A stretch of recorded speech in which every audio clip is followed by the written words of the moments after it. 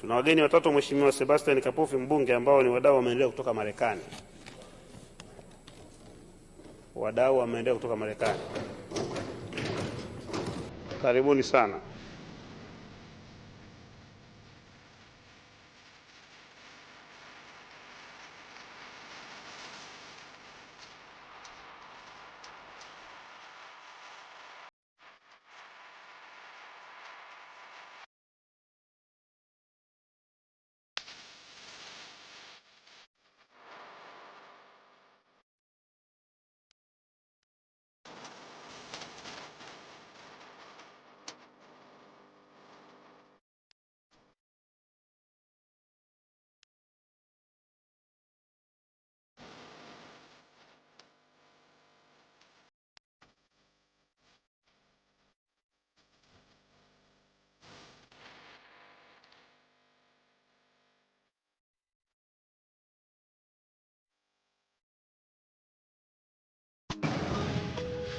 Container packed with supplies that need to make their way to families in Africa, like yesterday. You said this is a 53-foot trailer?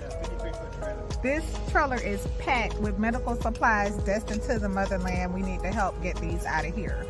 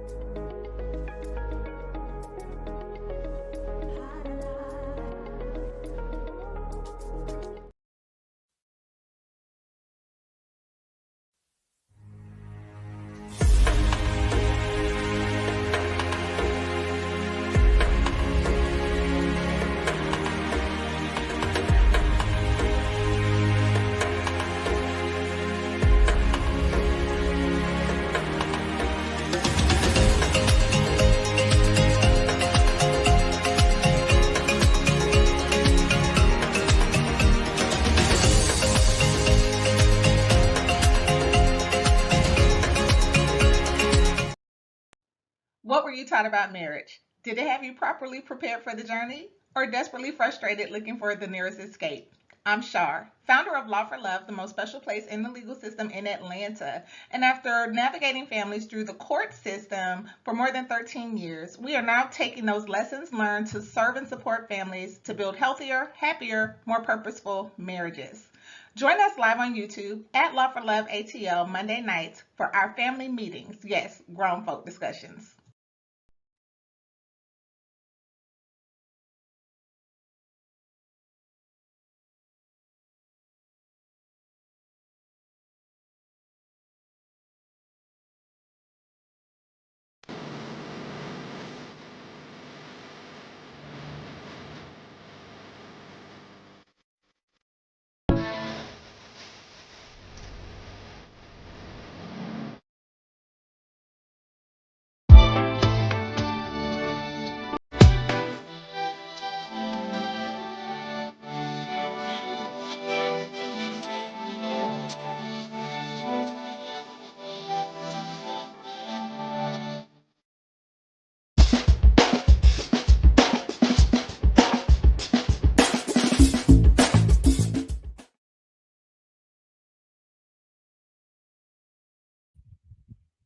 All right. Shalom.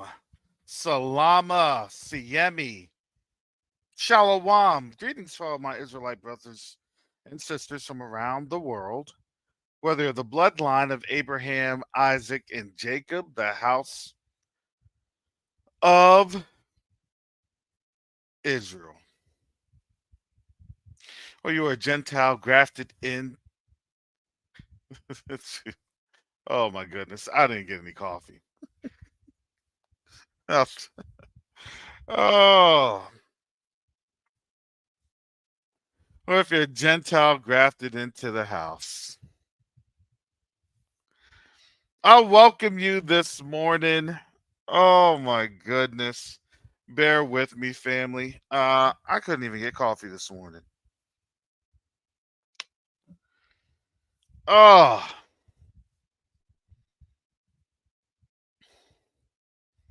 I got up this morning. I was had a lot of things going on my mind. With this week, getting this week not just started here with the Covenant Awakenings, what we have going on with Quest to Unite Africa and other things that's happening. Because in 2.5 weeks, I will be doing an event.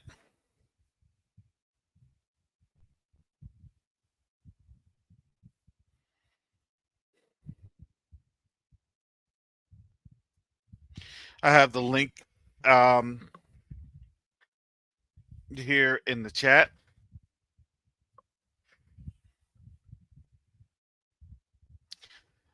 What's special about the event is that this is really my kind of official kickoff that will be promoting the book, The Rise of Africa, the continent, the diaspora, and BRICS. And this will be um, the event will be called The Art of Diplomacy. And that is going to be hosted by Sister Shar and myself.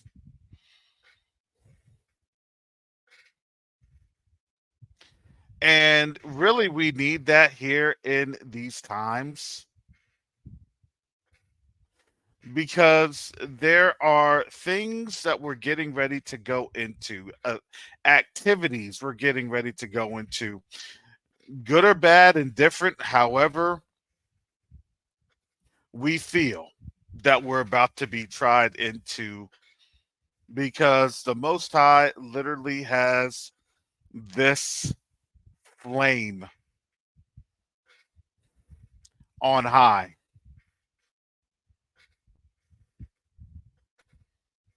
And shout out to Minister Yahuah yesterday.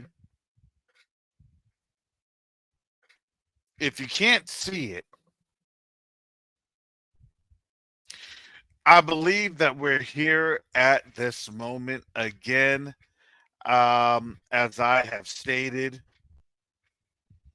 when you have a war on information, when you have Russian born billionaires in France being arrested because they have a Telegram channel, make no mistake about it, these are all preemptive measures for war. This is now an operational preparation of the environment, and it's really a strategic, because you have to get things off of you got to get the certain pieces off the battlefield that only makes your tactical advantages effective.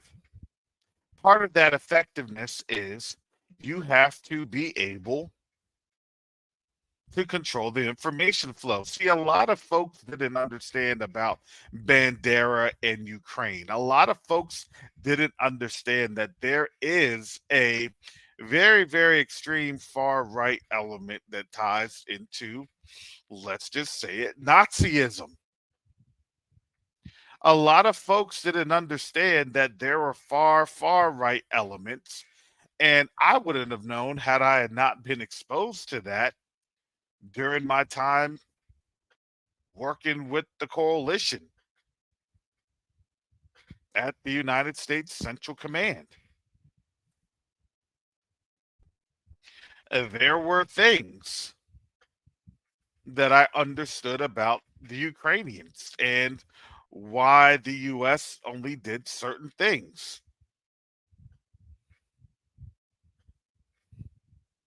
I didn't really know the full extent. They kept me out of the dark with that because, you know, I think probably as a at that time identifying as black. Now I'm a Negro. Now I'm an Israelite. And there's so much more because listen, we were all going to be bywords in this. But you don't really understand a lot of things until it gets revealed to you. And the reason that they don't want to reveal it is because there's a detrimental factor there. Who wants to be fighting on the side of folks that, every single war movie in World War II, every single movie that comes about in certain times of the year, that we relive the tales of World War II, a population that was,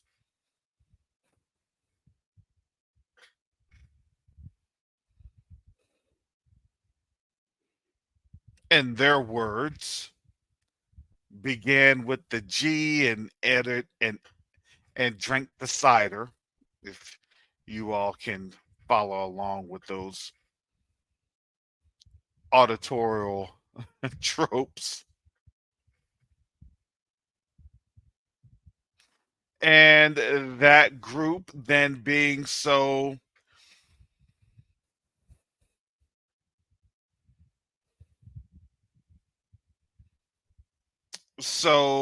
forceful in its approach of media that if you question anything about the media, then you have to question, well, why are we supporting those folks? And they have a "Won't You Wish Upon a Star" person as a president that gets their support from um, the not capital of Arizona identified.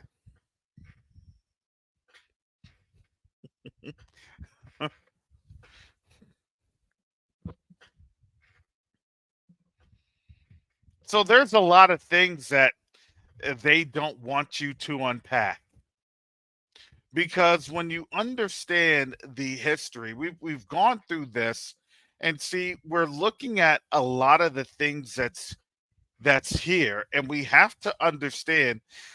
Don't think that what is going on over there is not going to hit here. It absolutely is. It absolutely will. The question is, do you have the tools in place to be able to be diplomatic in how you negotiate these circumstances? Because the problems that we have is that, yes, we don't fight this war in the carnal. This war is literally going to be fought and how we are able to be diplomatic in the words that we choose and how to engage with not just us, but them.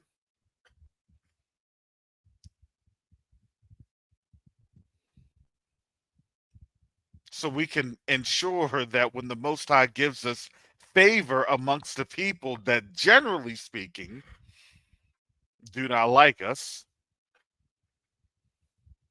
and that's a generality. We can assume that there are assumptions that's allowed, especially in the cultural mechanisms.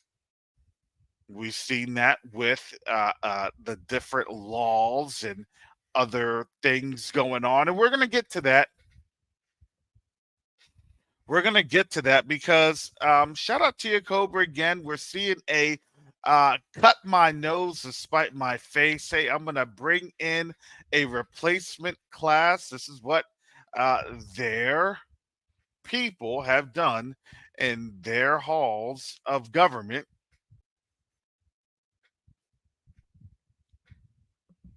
We can't control the Negro as we once had. So now we're going to bring in the replacement class.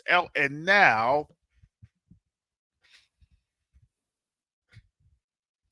this replacement class is not just going to target Black folks, it's going to target everybody. And yes, Jabroni, the uncleavable one. When everybody is targeted. Oh, the spoilers are here.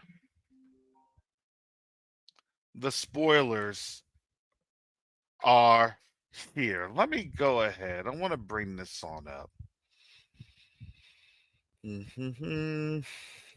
Bear with me. Greetings, Sister Shar. Would you like to comment before I present this? If you want to go over a little bit about the art of diplomacy, we will be in Atlanta on Friday, September 20th. Go ahead, Sister Shar. Don't want to steal your thunder. Shalom, Brother Kara, shalom, family. And we are in such a very special place as a people. I can personally say, right, for the past 2-3 years, Brother Karis, the emphasis you've been putting on our voice as a people and how powerful we are when we're praying, when we're speaking, when we are declaring the word of Yah. And so choosing our words is so much more strategically necessary in this season. And it's a skill set, right, that the Most High is using to advance his agenda.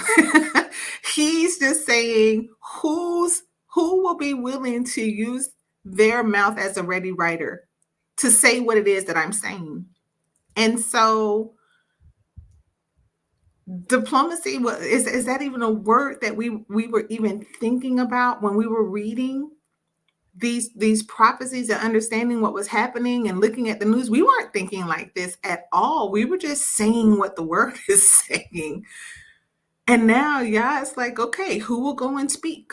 Who will go and say? Who will say what I say? Who will be busy about my business? So we're excited to be busy about our Father's business here live in Atlanta, Friday, September the 20th, and really sharing the actual strategies that we use. That's not just for international diplomacy, which is Brother Karis's lane right now, that he didn't realize he was going to get tossed into, but is doing a very effective job in this space.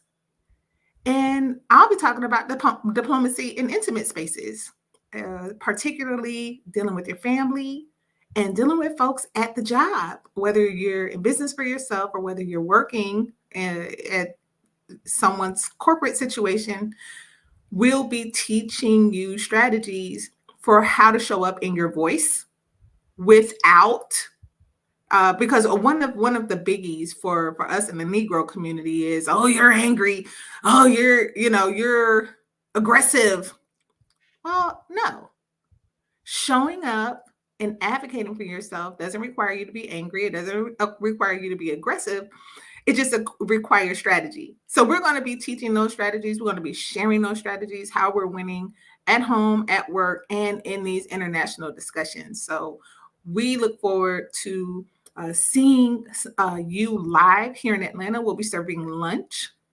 And we'll also have a little family time afterwards, after the event that afternoon. So we've already gotten several seats have been sold. The space is limited, and we are honored to be in this space to equip our community and communities that are aligned with justice that we stand for when we're talking about our issues as a community, and communities who want to take their faith to the next level. They want to use their voice to impact change in the world. So we look forward to you joining us there.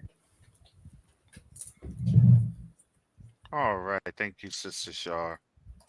And I have that link right here. It's in the chat floating around.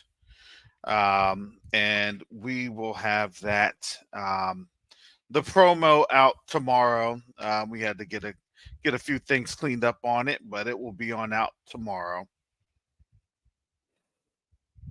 So, and there's a lot more that's going on here. I'm just covering some spaces right now because let me tell you, um,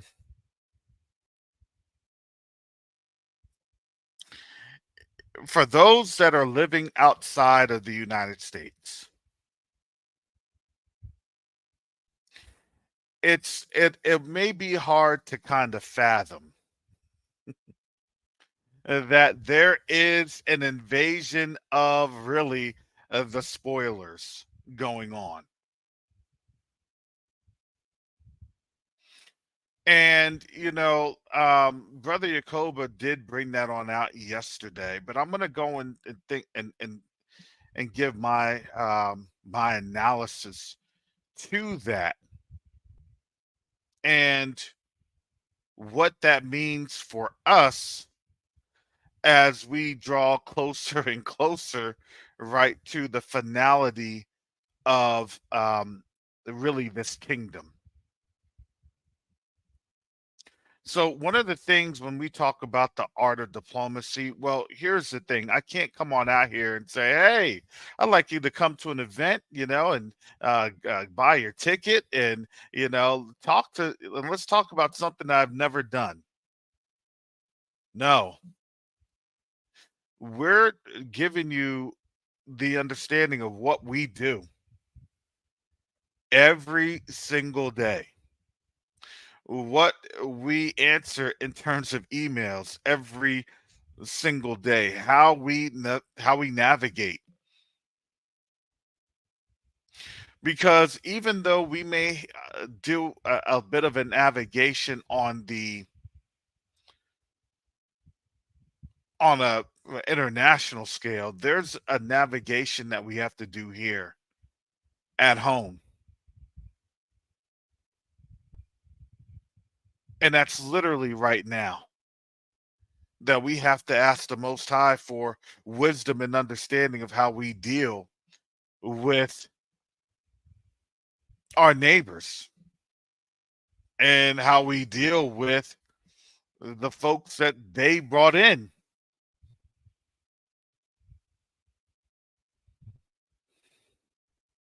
So I'm going to go into this. This is Jeremiah chapter 50. We've seen this a lot.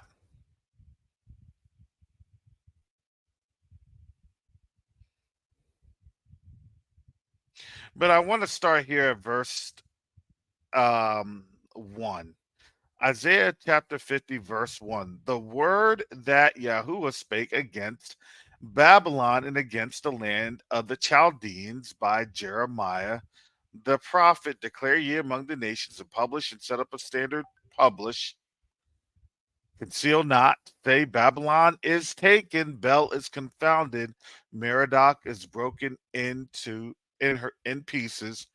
Her idols are confounded, her images are broken in pieces. For out of the north there cometh up a nation against her, which shall make her land desolate, and none shall dwell therein. They shall remove, they shall depart, both man and beast. And I have to say, when I read those first 3 verses, I immediately think of this is bricks, right? It's undisputed that there are similarities that you have with Russia. Russia, to me, is the military wing of now this 10 nation system, which is the beast. And this beast is getting ready to throw off the whore, Babylon, because there's a process in our release from our captivity. And,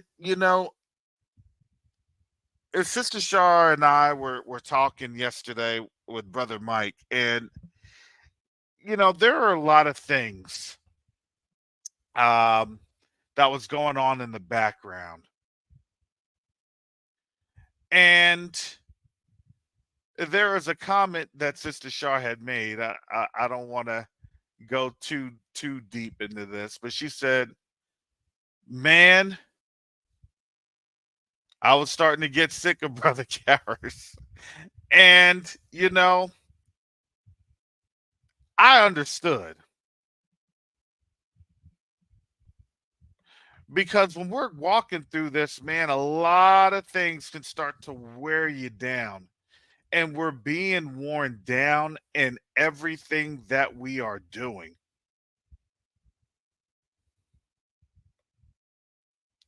You're not family for real until you can speak to each other that way. So Brother Karras, I had to hit. Look, here's a little tidbit of advocacy, right? A lot of what we do, and a lot of the reasons why we fall out among ourselves is because we don't give ourselves permission to use our words when they can be perceived as negative. I know that you didn't like hearing me tell you what my emotional state was, right? Because how did I preface it? I've already forgiven you, Brother Karras. Mm-hmm. I've chosen forgiveness, but I'm waiting for my feelings to catch up. So that look, family, this is a strategy. This is how I roll. This is how I this is how I help keep things from blowing up. I've already chosen to forgive you.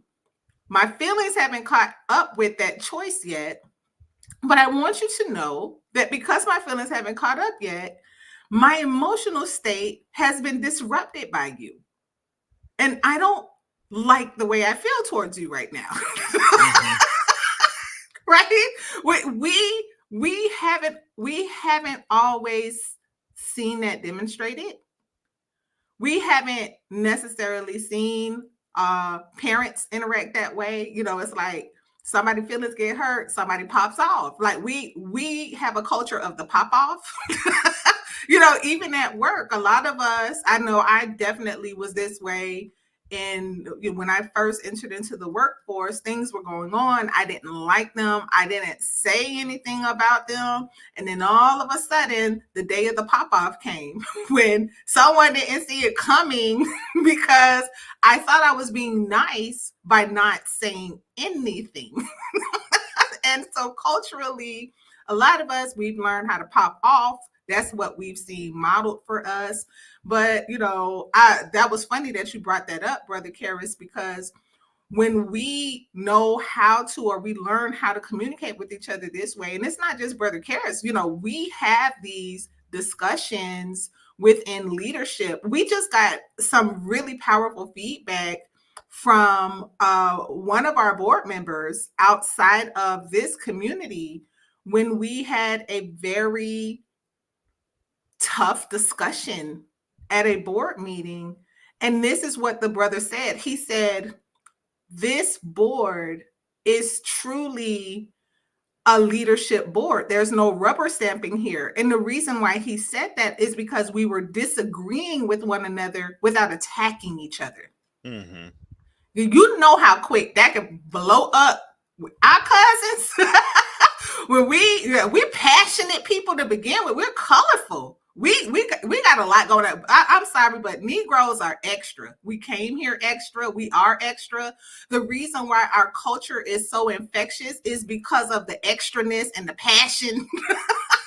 So that could have destroyed, any sense of brotherhood within that discussion had we not all developed a mutual respect to be able to be honest even when it's negative feedback, because you want to know what's going on. You want to know what someone else is thinking about you, rather than going behind your back and talking about you and you not knowing. We're family. We have a right to come to one another and say, hey, look, I don't really agree with you. Or, hey, look, you offended me. Because offense, when you read Matthew 24 and you understand the times that we're in, with the wars and rumors of wars, nations fighting against nations, it says that the love of many will wax cold, meaning that people are going to fall out because of offense. Mm-hmm. So we don't have time for that.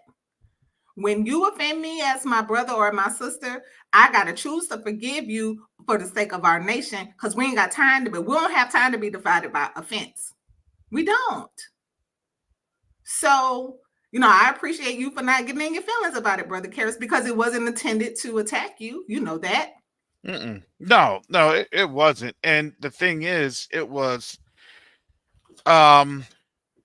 it was really demonstrating we were all going through we go through a lot. We go through the thick of it, right? And so what ended up happening was when that happened, and here's the thing. The Most High puts us all in these positions. It's all in these positions. We're going to go through this fire. Everybody, every one of us. It doesn't matter who you are, it doesn't matter who you're with, it doesn't matter who you're associated with. You're going to go through that fire, because that's what the Most High is producing in us, right? To do what? Not to just let our light be hid under a bed, but we're going to be, right, Isaiah 60, we're going to be shining, and the nations are going to be coming to this. So this is all kind of in the process of how we are moving with the Most High's guidance with different things. But when I go through it, and I say that, look, we're gonna go through this. I go through this. Look, the board at Question Night Africa sees that, but as we're going through this, we're learning from that, and then as we're learning, we see the Most High is opening up these doors, because look, we have to be obedient, and obedience, it hurts. It's a challenge. That door that swung open yesterday didn't make any kind of sense. It didn't make any sense. It was so it was so Yah ordained, so Yah orchestrated. It was so beautiful to see Yah's hand, and all he asks of us as his people is to agree with him. That's all he asks. If you will agree with me, if you will demonstrate that you love me by obeying me, if you keep my commandments, that is the evidence that you love me. He says, hey, I'm sending you to do blah, blah, blah. Will you go? Because he's not going to force you to go. When you say yes and you go with that willingness, he's like, I'm already, and y'all know I've been emotional for a couple of weeks, because I'm beginning to see how big he is setting up things. And I'm like, oh my goodness, this is really, really big. And none of us can take credit for this. This was all Yah. This is all Yah. it brings me, it really, really makes me emotional, family. It really, really humbles me. Like, I can't even articulate how humbling it is to look and see that he's just been moving pieces on the board, pieces that have said yes to him. He's just putting you where he wants you. And then when you see the door he opened for you, you're like, what? Yesterday was a jaw-dropping, Mm-hmm. jaw-dropping movement of the Ruach. Again, the Most High putting respect on his name, because we didn't do that. We didn't do that. We showed up because he said show up. So Exactly. you want to Let, be crushed? You want to be humbled? Man, say yes to the Most High. so let me tell you, and that's not just because you're choosing to follow him that we're all being crushed and we're all being humbled. So let me go into here because I want to bring it into a bigger discussion of what we're working through. This is as Jeremiah 50 and verse 4. In those days and in that time, saith Yahuah, the children of Israel shall come, and they and the children of Judah together, going and weeping. They shall go and seek Yahuah their Elohim. They shall go and seek Yahuah their Elohim. Wow, that's a big one. That's a big one because we're doing that right now. A lot of things are happening with Nigeria. Oh my goodness, Nigeria, Niger, and being involved with the Sahel in a security pact. We'll have to see how that goes. I'm trying to figure out everything that's happening in the Sahel. We'll touch on that later on this week because a lot of things are really moving and shaking in that arena over across the water on the continent. They shall go and seek Yahuah their Elohim. Uh, Jeremiah 50 and 5. They shall ask the way to Zion with their faces thitherward, saying, come and let us join ourselves to Yahuah in a perpetual covenant that shall not be forgotten. My people have been lost sheep. The shepherds have caused them to go astray. They have turned them away on the mountains. They have gone from mountain to hill. They have forgotten their resting place. Shout out to Brother Ron at Truth Unedited. Man, he hit us with the 3-piece combo last night with part 10. And I'm still waiting on 10D. So and why is that so big? Because when you have those types of platforms, as soon as he was really talking about that scattering and things of that nature, what was happening, I looked, I said, what happened to his video? And then he broke out his video and reposted it about an hour later. But that is showing you, to me at least, I can see that the Most High is really now pushing that on out there to its community, well, worldwide, especially if you speak English, worldwide.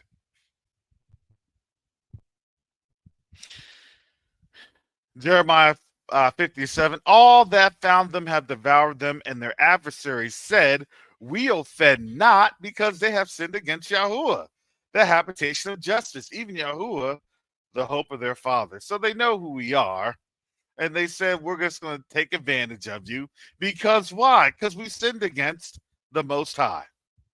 Now, remove out of the midst of Babylon and go forth out of the land of Chaldeans, and be as the he-goats before the flocks.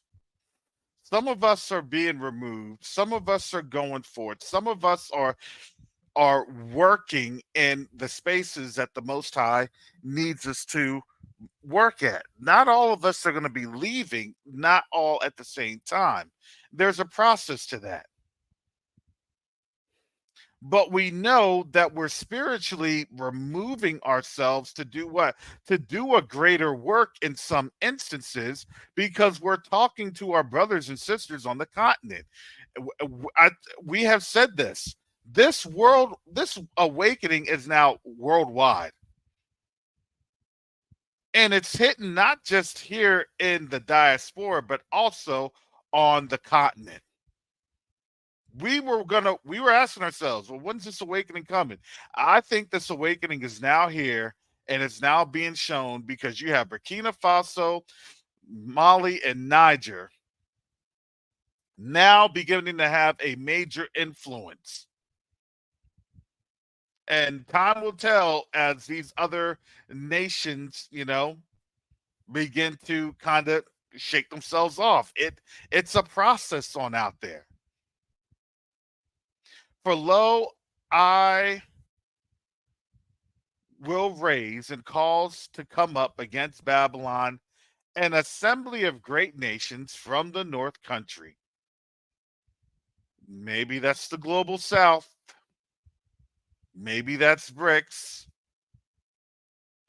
And they shall set themselves in array against her. From thence she shall be taken. I believe, this is my opinion, I believe that we're in the process of this. And we'll get into those nitty gritty. See, folks like to say, well, they're gonna go on out, they're gonna have a battle royale, tank against tank, armor against armor, you know, uh, infantry against infantry, and it's a different warfare tactic that's being used. Their arrows shall be as of a mighty expert men, none shall return in vain. And here's the thing, there are so many dimensions to warfare. Here's the crazy thing, we're just now understanding all of the dynamics of warfare. We didn't even understand that we have been at war, that we are under a legal lawfare, or warfare via law. And here is kind of these key verses right here. Jeremiah 50 and 10 and 11. And Chaldea shall be a spoil, all that spoil her shall be satisfied, saith Yahuah. So now the spoilers are coming in. In verse 11, because ye were glad, because ye rejoiced, O ye destroyers of mine heritage, because ye are grown fat as the heifer at grass and bellow at bulls. These are now the destroyers of the Most High's heritage, his people.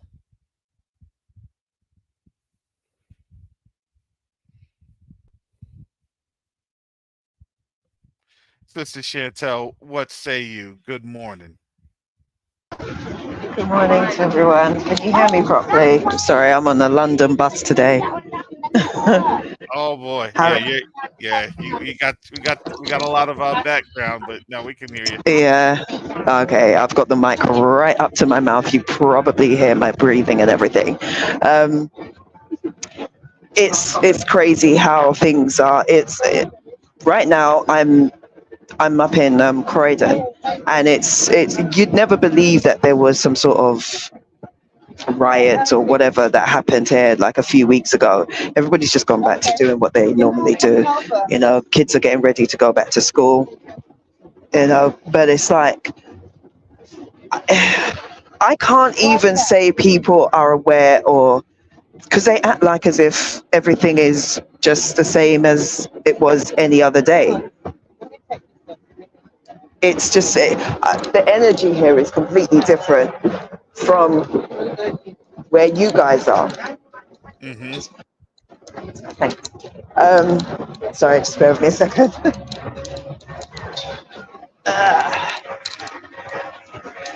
Right, sorry, I'm off the bus now. It's interesting to see what's going on in the Sahel region, and it's funny because I just thought to myself, once Nigeria gets involved, once that man is kicked out, that's it. It's all done. I think more than anything, the West is very, very, very anxious when it comes to Nigeria, because if Nigeria's gone, they've lost all of Africa. That's my opinion, anyway. Because I see that what's his name? I've forgotten his name. Chore. He's a very inspirational man, and I do.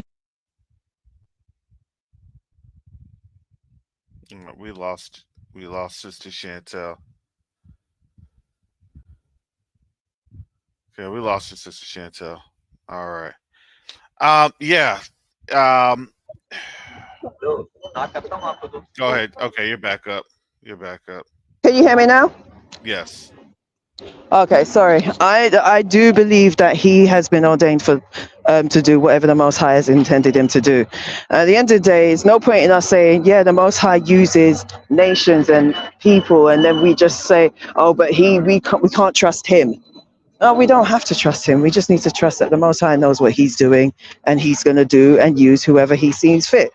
And I happen to believe that he happens to be one of whoever, because at the end of the day, how do you explain the fact that all these nations, that these European nations are being kicked out of Africa? How do you explain that?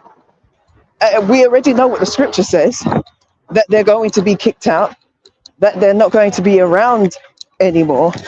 And between them, Chore and Russia, I'm so sorry, doing, kicking these nations out. This is what we're seeing. So I don't know. For me, it's exciting. I see prophecy being fulfilled.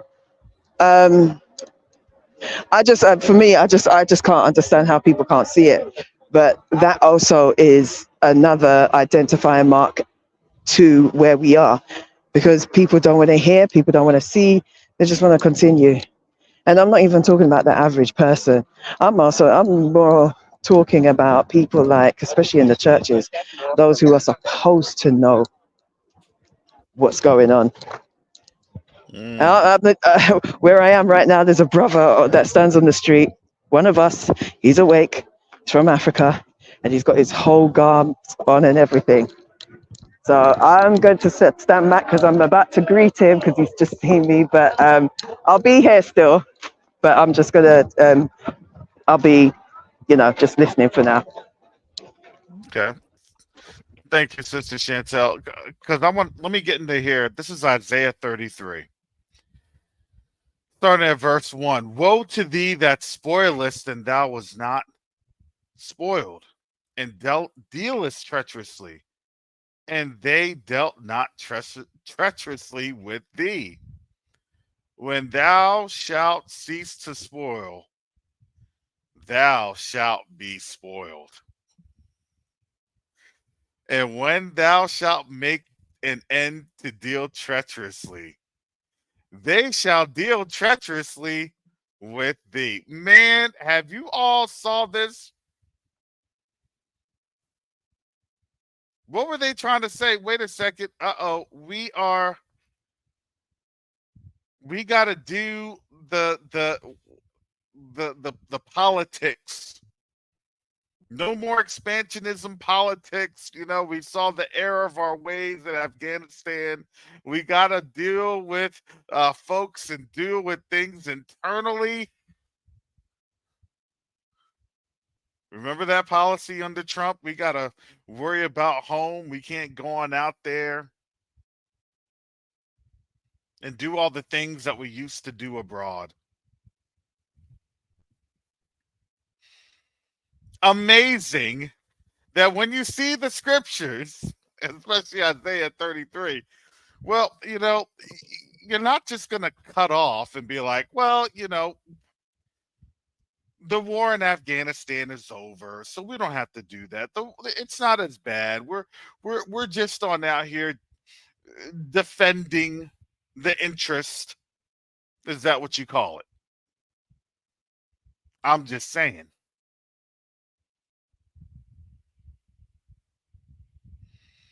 Because when you read Isaiah chapter 33, you're seeing this here. Woe to thee that spoilest, and thou was not spoiled. I'm just saying, yep, we're bringing up President Captain Ibrahim Traore.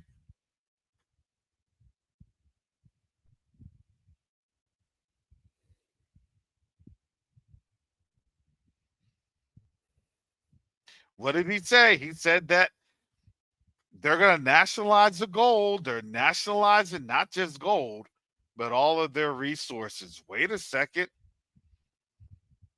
And that's not just Burkina Faso, that's also Mali and Niger. Wait a second. Are you telling me that Nigeria is about to be on that path? And not just Nigeria, because when Nigeria follows suit, or when that trend goes, guess what? Everybody starts to follow suit. To me, I'm still kind of side-eyed about Nigeria. I mean, I just am.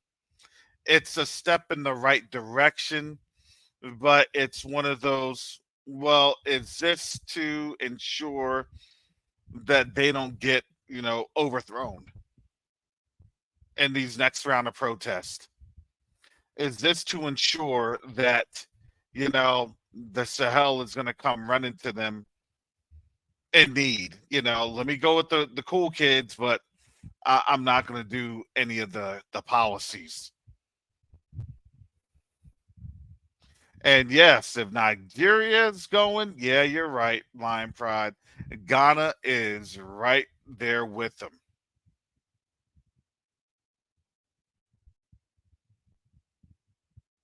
So now,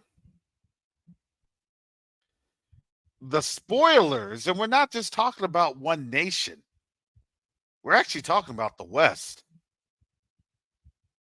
Shout out to Brother Yakoba, the Lena Petrova. I watch her channel. She has some good insight, good analysis. She does that like 10 to 20-minute clips. I think she's Russian. And she was explaining, look, you got BRICS now. And I went over this in my book, The New Development Bank. But now you don't have a societies for worldwide interbank financial trade systems, SWIFT systems. SWIFT is based off of what? The IMF, International Monetary Fund, and the World Bank. And what did they come with? They came with policies. And what did you get your funding in? In dollars. So what does that mean? Well, let me just tell you, they can say that your pound of gold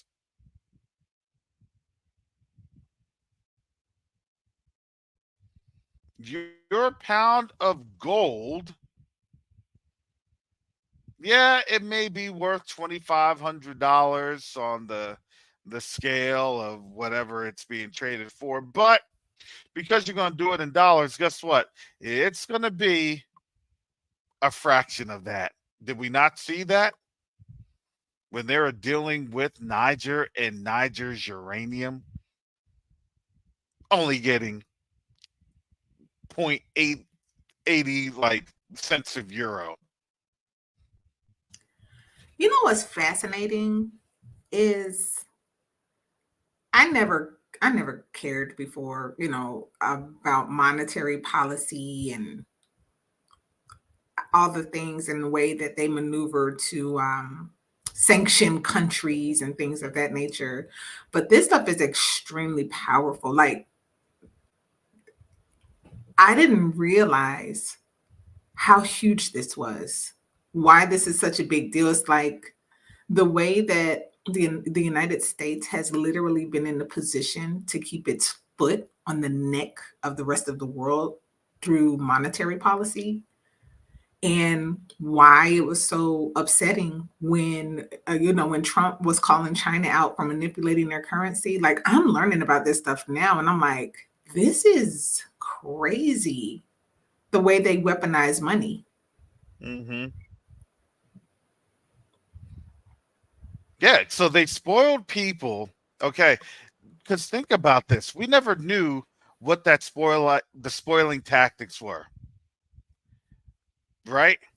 And because we would just look at things in the biblical context, and people would say, well, you want to know what, it's going to just be with weapons, and it's going to be with guns, and it's going to be with different armaments, and people didn't realize, no, you weaponize money also. And now this weaponization has been shown.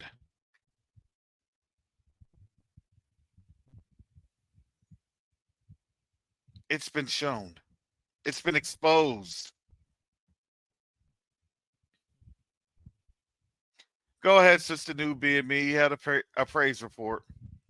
Bonjour, mes amis, and mon frère and sœur. How are you guys? My sœur. How's everybody? The Most High keeps blessing us day by day. Blessings on blessings on blessings on blessings. Well, I got a praise report. The Most High saved my house. I didn't get burned. I felt the smoke. There was fire. There was embers. Some people in my neighborhood did not make it. And then when we were heading back home, well, when we had thought, okay, it's time to maybe go back home in the smoke and get a mask and have asthma for the rest of our lives, boom, the park fire set off. Anybody heard about that? Remember that park fire? We're still dousing it right now. Mm-hmm. Park fire. But oh my goodness, a number of, at least 4 of our partners lost homes, like our African drum camp, another person that I work with really close at the radio station, and just like at least 4 people, a drummer, but everybody's been really strong about it. But we just rounded up and we're helping each other. You know what I mean? And then there's this one. Let me tell you about this story. This one brother. He ain't a brother. He's definitely not a brother. He's a white boy who learned how to do the drum. And this white boy for the last 10 years have been abusing, trafficking, sexualizing African women, taking up all of our culture and picking up all the women. The African drum culture in in America is very small. So if anybody is part of that drum circle, big up to y'all. We're very small, but we're very big. Internationally, but especially in the United States. So anyway, so I'm not going to name no names. Long story short, this cat, he married this one woman.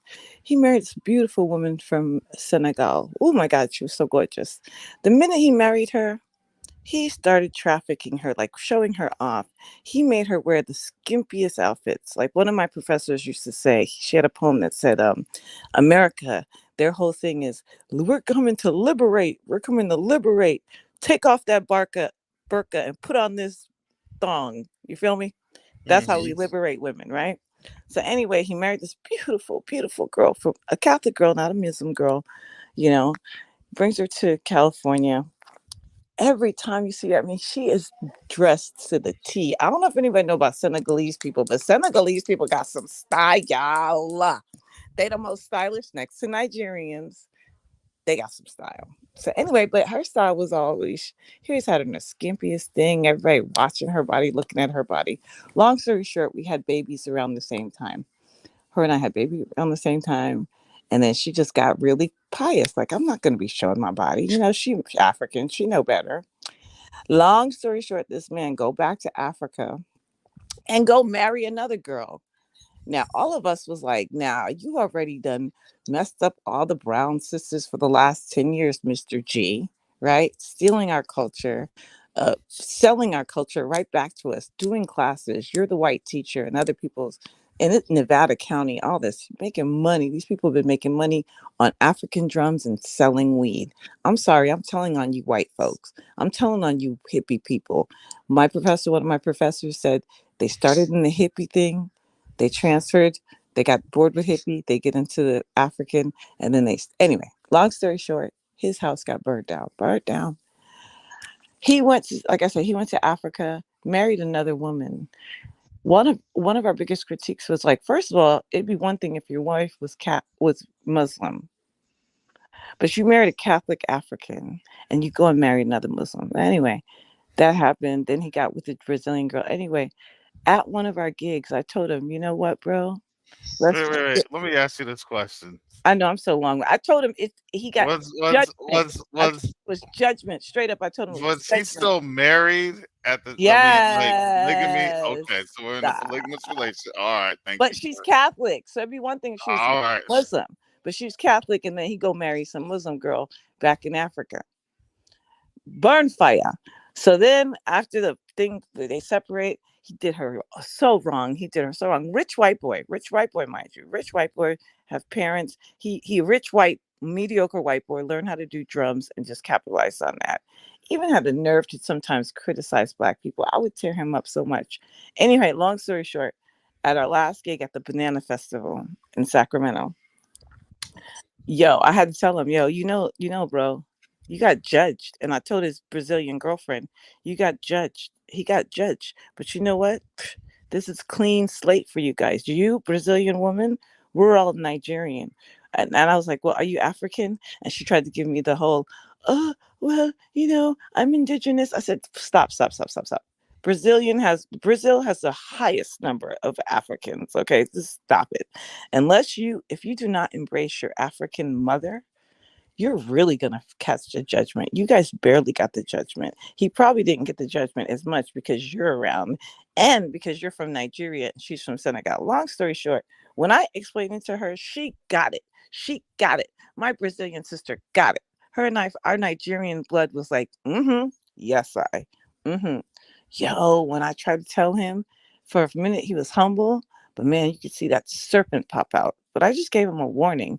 Now he is down. He's been equalized. Now he's begging us for like gigs, for like, oh yeah, sure, I'll be ready to drum. He's like the Joshua, the guy carrying the water, except they're carrying the drums. You know what I'm saying? For real. So okay, that's one praise report. And so anyways, in the whole fire thing, thank you, the Most High. The Most High is so good. He bumped it up, ignited my passion. So I started my stand-up comedian thing. I did my first little stand-up comedian thing in Albuquerque. But we are starting the Afro Kuma Village in Mexicali with the World Beat Foundation with Chief Papawastik from Ghana and his sons. And the Setros Foundation wanted me to tell you guys, hey, what's up? And for the last year, we actually have a photo studio in Nigeria. We did a little micro business with Setros Foundation and another student. We went in like business, like micro business, like partners. And so we've had a very successful photo studio in Nigeria, and now it's going to be a DHL. And because of all the fires and everything, praise the Most High. I honestly, my father and mother-in-law just could not handle my nocturnal schedule because they have a trucking company, and so I was like really loud. Anyway, long story short, they could not have us there anymore, and thank God my house didn't break down. But they did buy us some land in Yuma, Arizona, so that we can roll out, which is funny. Roll out and do what you got to do. And they're here to support anyone who wants to go to the Global South and help support the Afro Kuma project in Mexicali, which is on the border of Calexico and Mexico, 2 hours inland of San Diego. So we don't have to deal with the fault as much. And Calexico is the state capital for Baja and Tijuana. So Tijuana is horrendous. It's horrendous. You don't want to, you can't even do business there. You got to go to Mexicali anyways to do business. So if anybody want to do some micro businesses, and I really need to get in touch with my girl, my sister. I heard you guys was on doing the thing on the I think it was gardening. My girl Ninja Wolf. Yeah, man, I need to get your seeds or whatever it is. I don't care what you're doing. I don't care if you're doing underwater basket weaving. I need your baskets. Okay, we need you. We got this Mexicali. Anybody who wants to create or be part of this biblical literacy project, New Mexicali Gente, whether you want to do secular or or spiritual. You can be part of the play, production, literacy, art, and youth, or you part of pray, prophetic reading, art, and youth. And we're going to bring alive these stories, especially from the Ethiopic Apocrypha. My goal is to do the Shepherd of Hermas. So that's the praise report.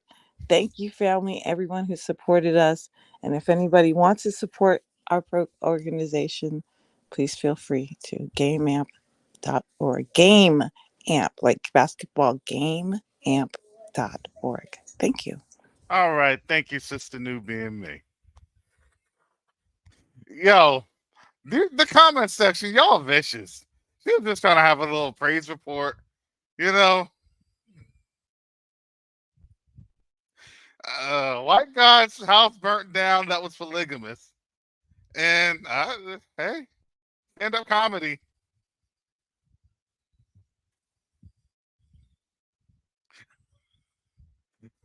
Oh my goodness.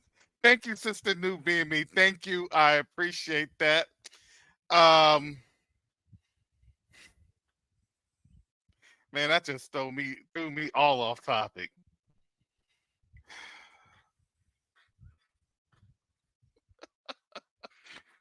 Why y'all comments so vicious? Longest, shortest.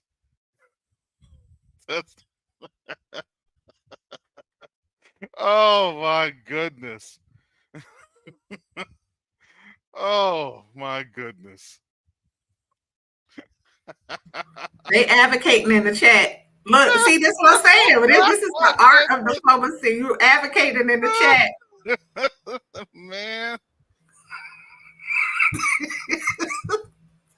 House was spared. Hallelujah. House was spared. A white man that was a polygamist with a Muslim, a Catholic, and a Brazilian.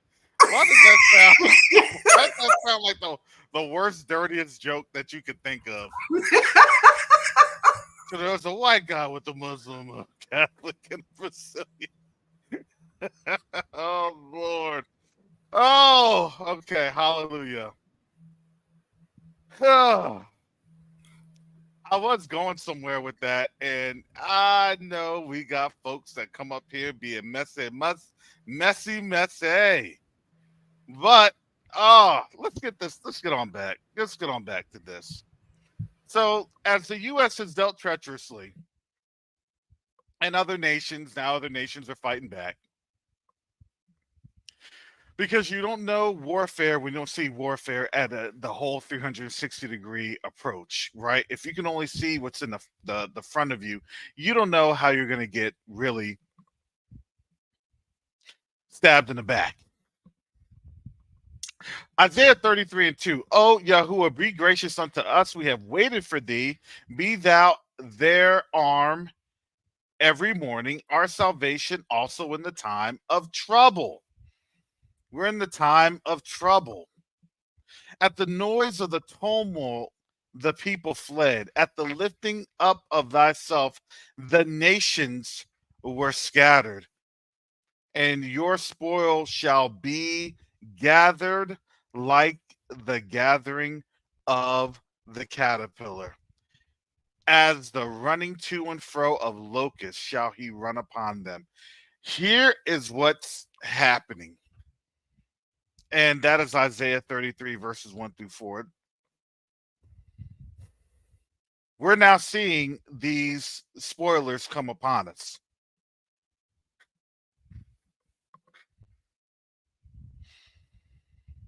And now, as we're seeing it,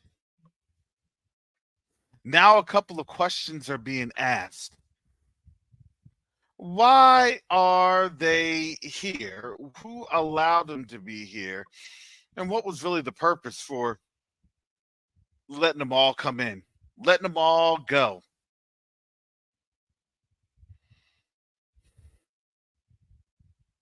Well, we need to get their vote. Yeah, I think that's what they'll say. But to me, I think that there's a more nefarious activity to that. To me,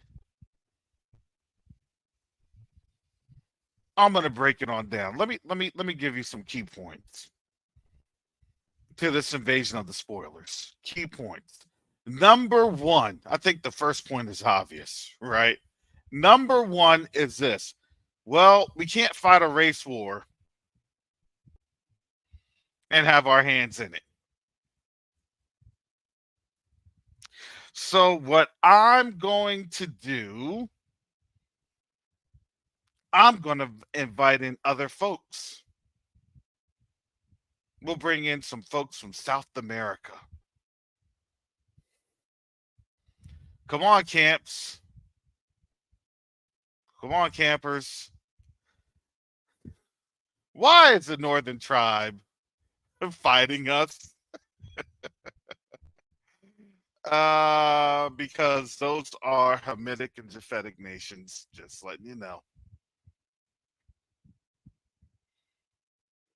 The DNA tests will let you know pretty quickly.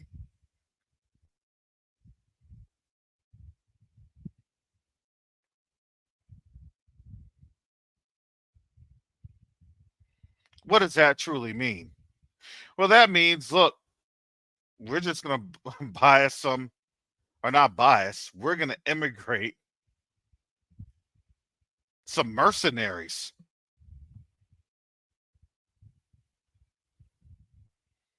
And when you bring in the mercenaries, it's easy. Look, we just pay them at the door. We pay them with Biden bucks. We pay them at hotels and everything else. And now they're getting mad because really they got overran. And what they were being overran with was a group of individuals that were specifically sent here to go into our neighborhoods. We've been saying this literally for months. And now you're seeing it. There was a video on the other day. Goodness, if I could find this video. Give me a second, fan. I'm going to try and find this video.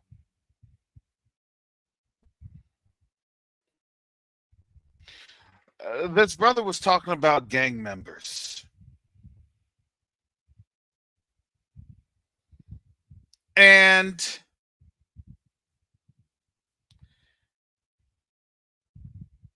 this was from Amazing Lucas, but there was another brother that was on in here. He was on his TikTok. I think Yakoba may have played him, if I wasn't mistaken.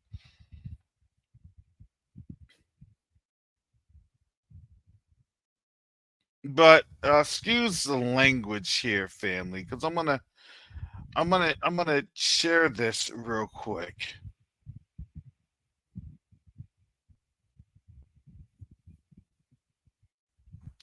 Because there's a little, I want to break down, there's a little bit of a tactic here. I want to break down this tactic. And here's the thing: you can comment it, you can say something in the chat, you can join me on up here, as long as you behave yourself.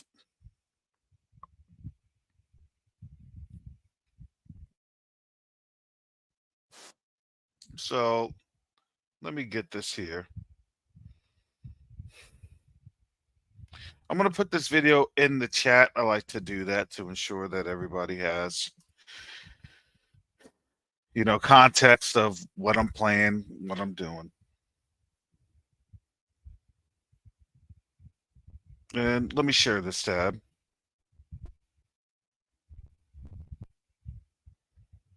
Okay.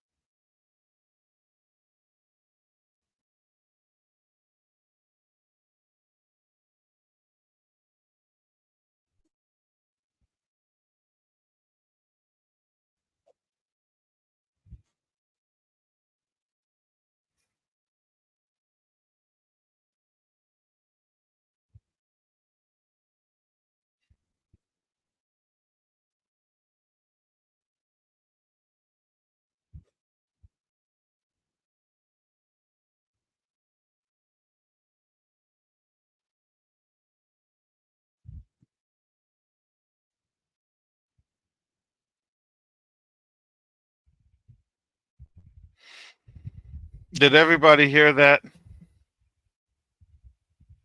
Did everybody understand that?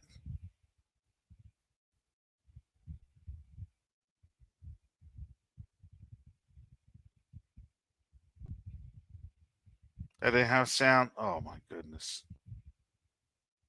Can you all hear? Were you all able to hear that? Okay. Fair use, fair use. Let me start it again. Fair use.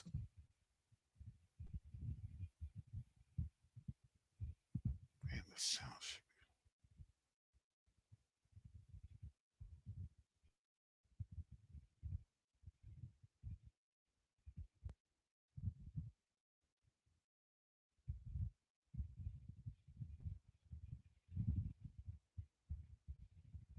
Okay, here we go.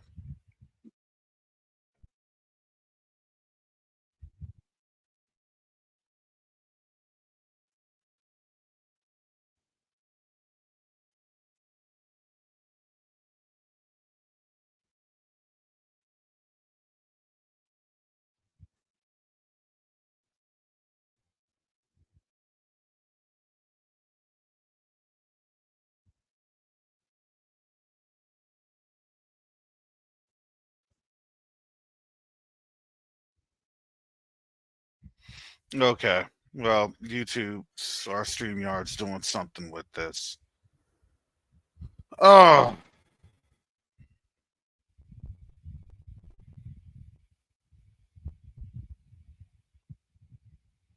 Let me try this again.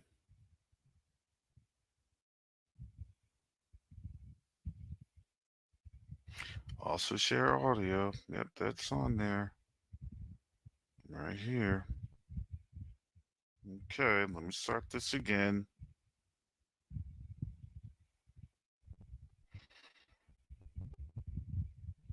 All right, can you see the screen? Here we go.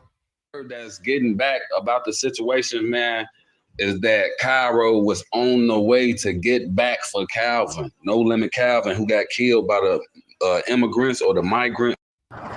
Ordinarily, this project would take a year. We're going to try to do it in 4 to 5 months. Of course. The Venezuelan getting back about the situation, man, is that Cairo was on the way to get back for Calvin, No Limit Calvin, who got killed by the immigrants or the migrants, the Venezuelan migrants. For the people who don't know, man, it's a war going on over East, not just between No Limit and KTS and Death Row. Okay, so then he breaks that on down.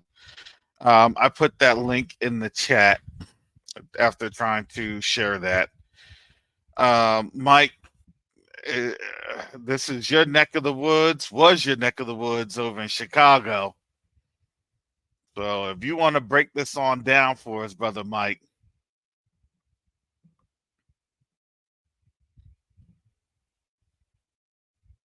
You're on mute.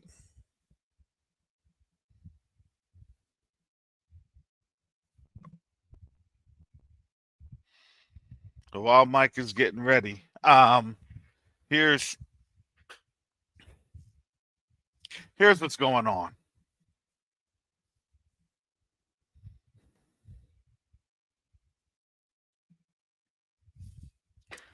You have the Venezuelan gangs.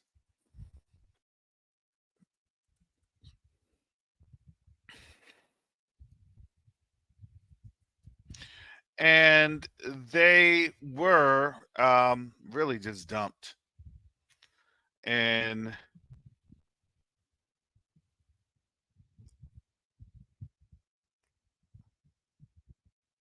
the neck of the woods where we're predominantly at.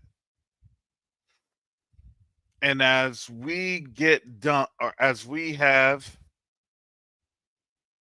the spoilers coming in, well, you know, the target is us.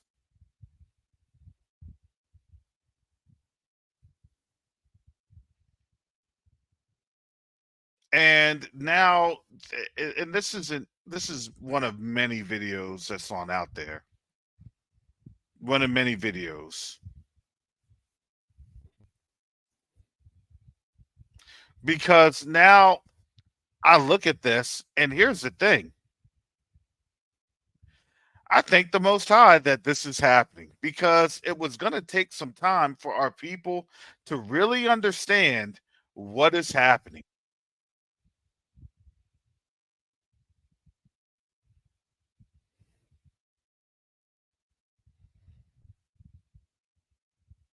We have now our young black men really needing to make a choice. Do I do what they have told me to do and just wait for eradication? Or do I need to stand up and figure this thing on out, because there's nobody going to save us besides us?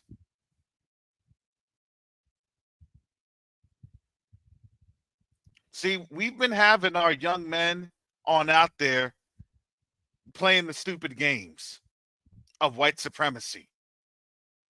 And now you have another contender that white supremacy put on in there.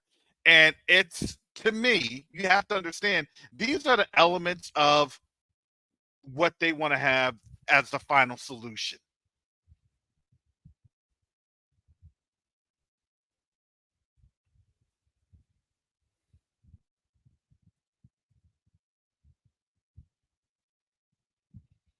So I feel bad for our young men that are being targeted by the Venezuelan gangs, but I do have to say, are they going to wake up?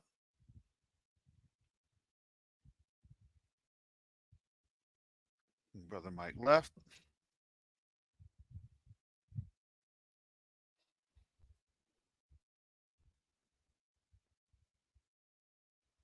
And now you see this going on, that a brother was getting ready to retaliate.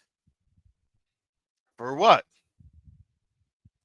For one of his homeboys going down by the hands of a Venezuelan gang.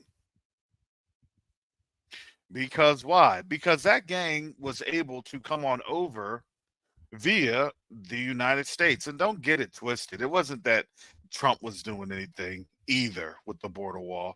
They were all letting them pile on over. Because you want to know why?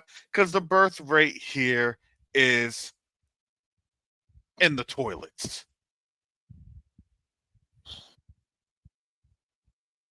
Shalom, Brother Mike. Shalom. How you doing, brother? I'm doing excellent. Did you see the video? Can you tell me What you think? Yeah, I've seen it. This is the biggest setup that you can ever imagine.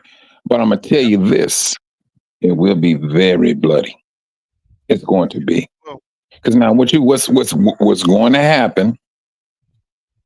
They go recognize. All right, all of. I'm just saying immigrants in a nice way. The people, the brothers and sisters that came over. Because truthfully, more than half of them are your brothers, but they playing us against one another. But what's going to happen is you're going to take the west side, you're going to get the south side, you're going to get your vice lord, all of them, they go bind up as one. They know the territory. They know the territory. They know exactly where they need to go in order to draw people out and things of that nature. When I say it's going to be bloody, it's going to be bloody. And they know this, which they set up. And unfortunately, some of our non-woke brothers and sisters are falling for it. They are literally falling for it. And the sad thing about it is they're getting us in all directions. The political side to the street side. That's what they have put in place. And for the ones that are woke, truthfully, we're the audience. We are the audience because we see exactly what they're doing.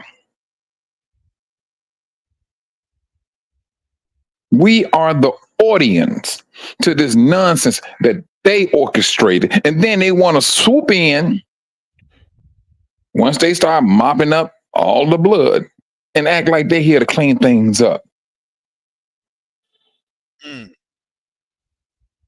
This is what they literally sitting right there in their seats at home because those migrants, carriers, they're not in the suburbs. They're not in Oak Park. They're not in those not even middle class people.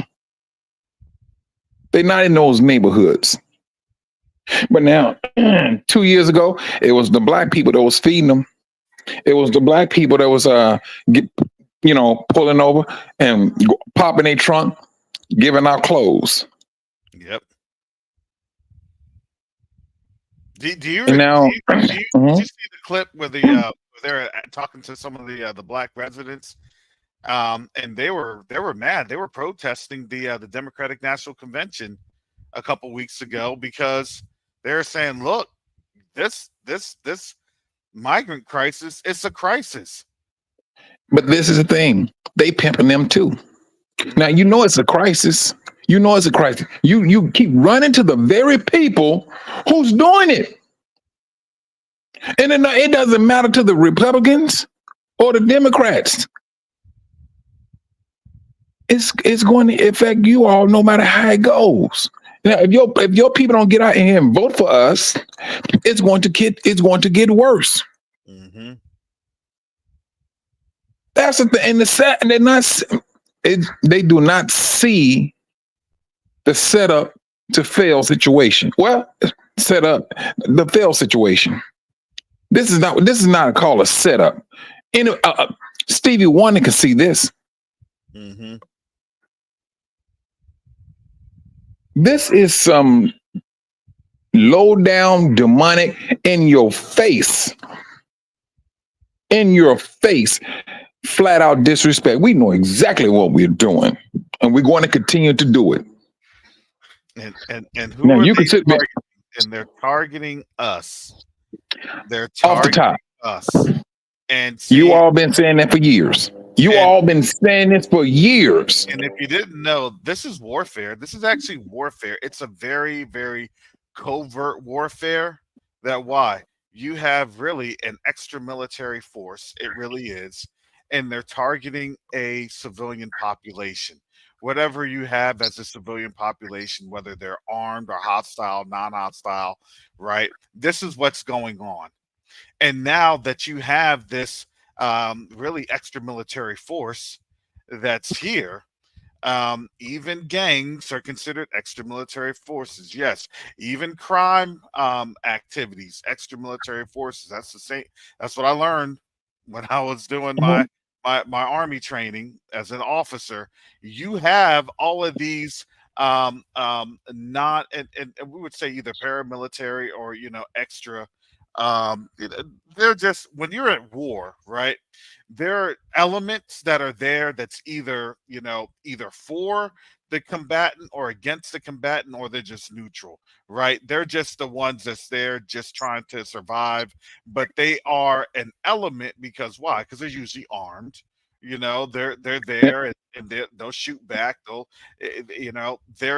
There's something that's there. Now with this that's going on, to me, the design, and I'm just going to say my opinion is the design was, let's bring them on in here again. We'll put them in these low income areas that is designed for people. It has been, I want to speak frank, and let's get them in this the crab in the barrel routine, and let's get them now to fight each other.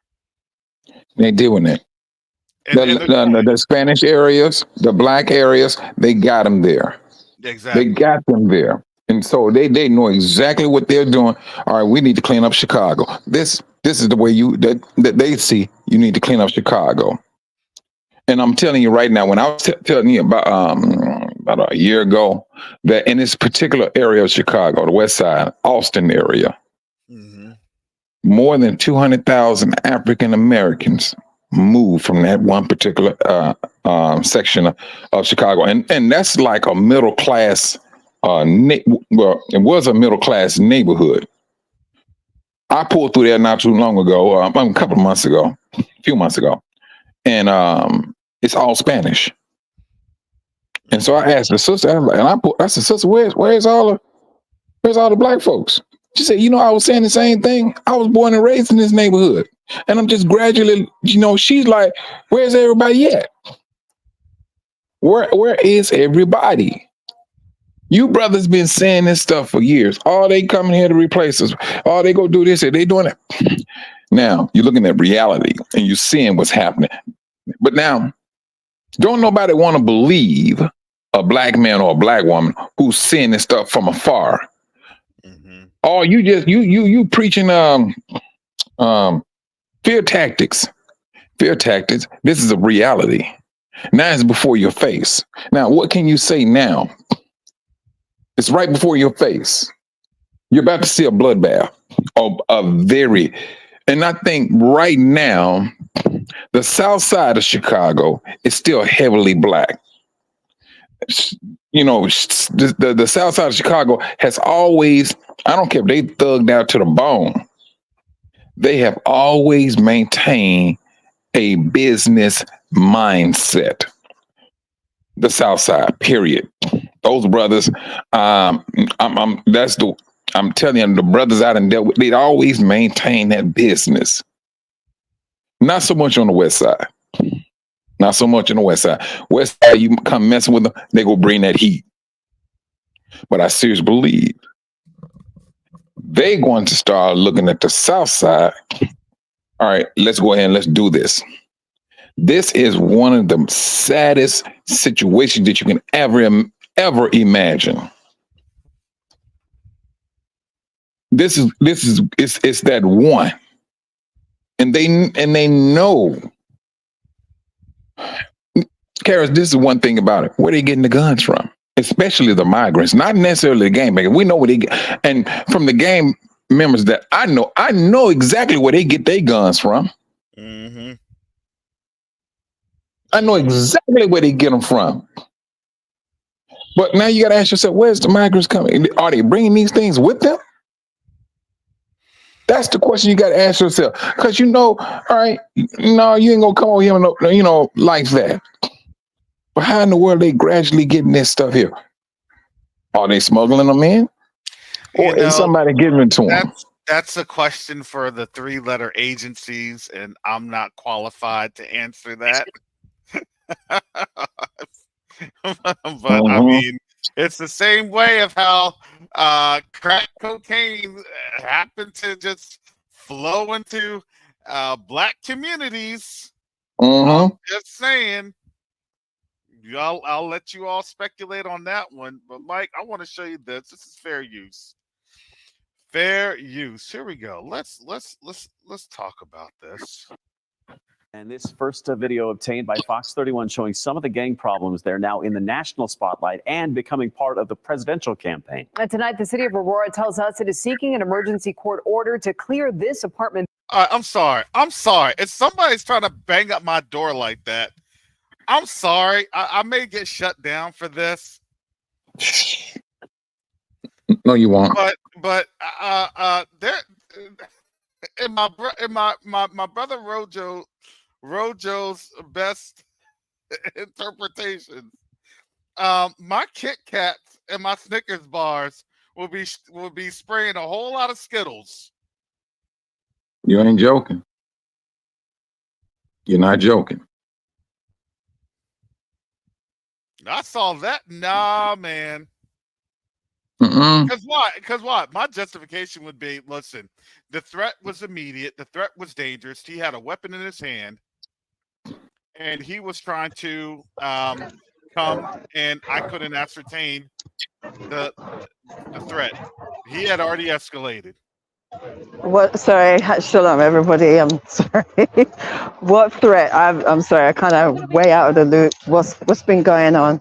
If you see your screen, let me show you this. Let me show you this.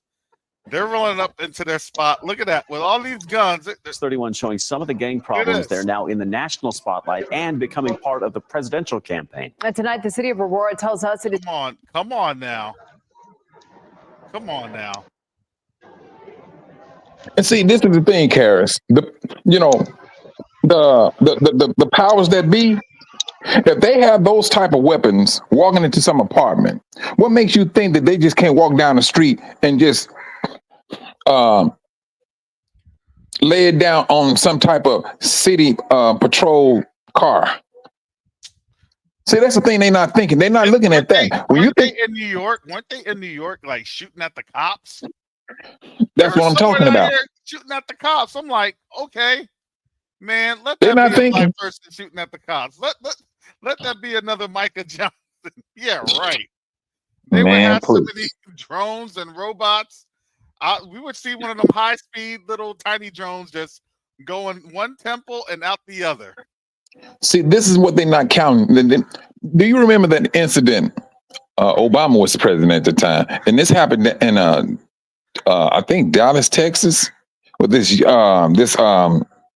ex-military black guy. And man, the way he was taking them down, bro, that brother was he was swift. He was swift with it. But then when the world caught wind of it, there was a whole lot of people that was like in support of this brother. He said he just got tired of the police killing black people. He snapped.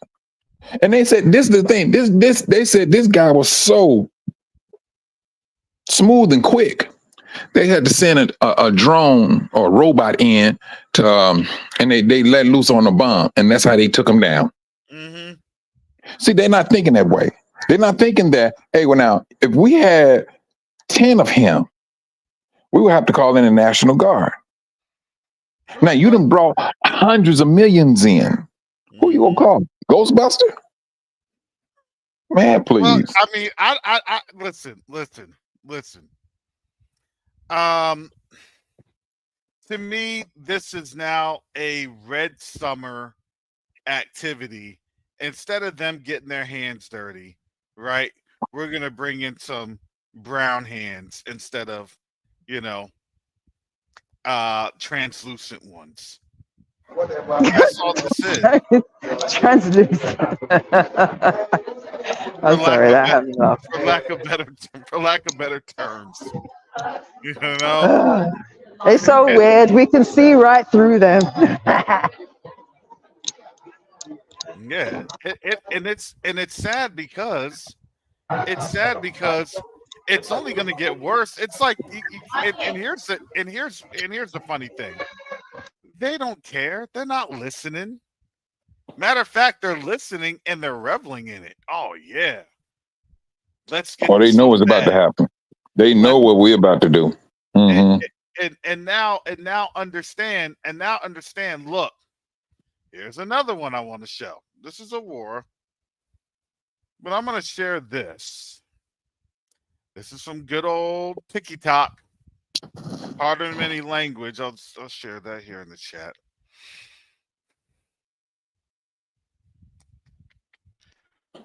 But here we go. Is this Hell Kitchen? I mean, Hell's Angels? Yep, there it is. Oh boy. Yeah, Yahuah was showing a little bit about this No, yesterday. okay. But I wanted to. But I'm just sharing you another little tidbit. We ended up with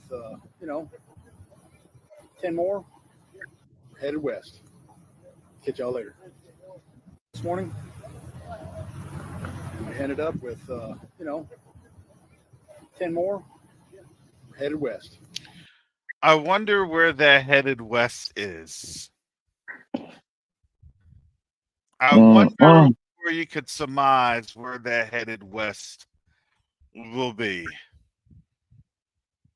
Salt Lake City? Albuquerque? Santa Fe, New Mexico. I think they're talking about Cheyenne. Bruh, this is prime for civil war. It's just getting prime. They already got the chambers is already clean. This is prime. It's clean. Boom, load it up. This is all what this is boiling down to being. How are they going to make see the difference in between an African American and an Afro Brazilian? Come on now, Mike. Wait. Oh my goodness, you went where I was getting ready to go. Oh You boy. went where I was getting ready to go. Oh my goodness. You said it, Mike. Man. Like they're gonna differentiate between us and them. No. No. They're not. This is the setup. Mike, this is the setup. Dadgum. Can't tell. I don't care how dark you are. I don't care how light you are. Can't tell. Everybody needs to go. Why? Because number one, we can't pay for all this stuff. And if I can't pay for this immigrant, I can't pay for this person that was trafficked on over here over 400 years ago. So, you know what? We got to just make this thing safer, and let's just eradicate all the problems and efforts. And you know what? Everybody's leaving. Man. Come on now. Go ahead. Woo. Sister Char, am I in the ballpark, Sister Char?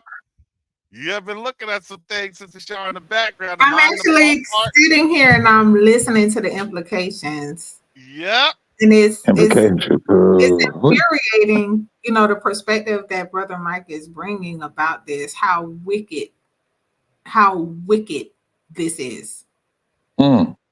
And we cannot be silent when we're witnessing, we're hearing our brothers and sisters who are in these impacted areas crying out, saying, hey, something is off.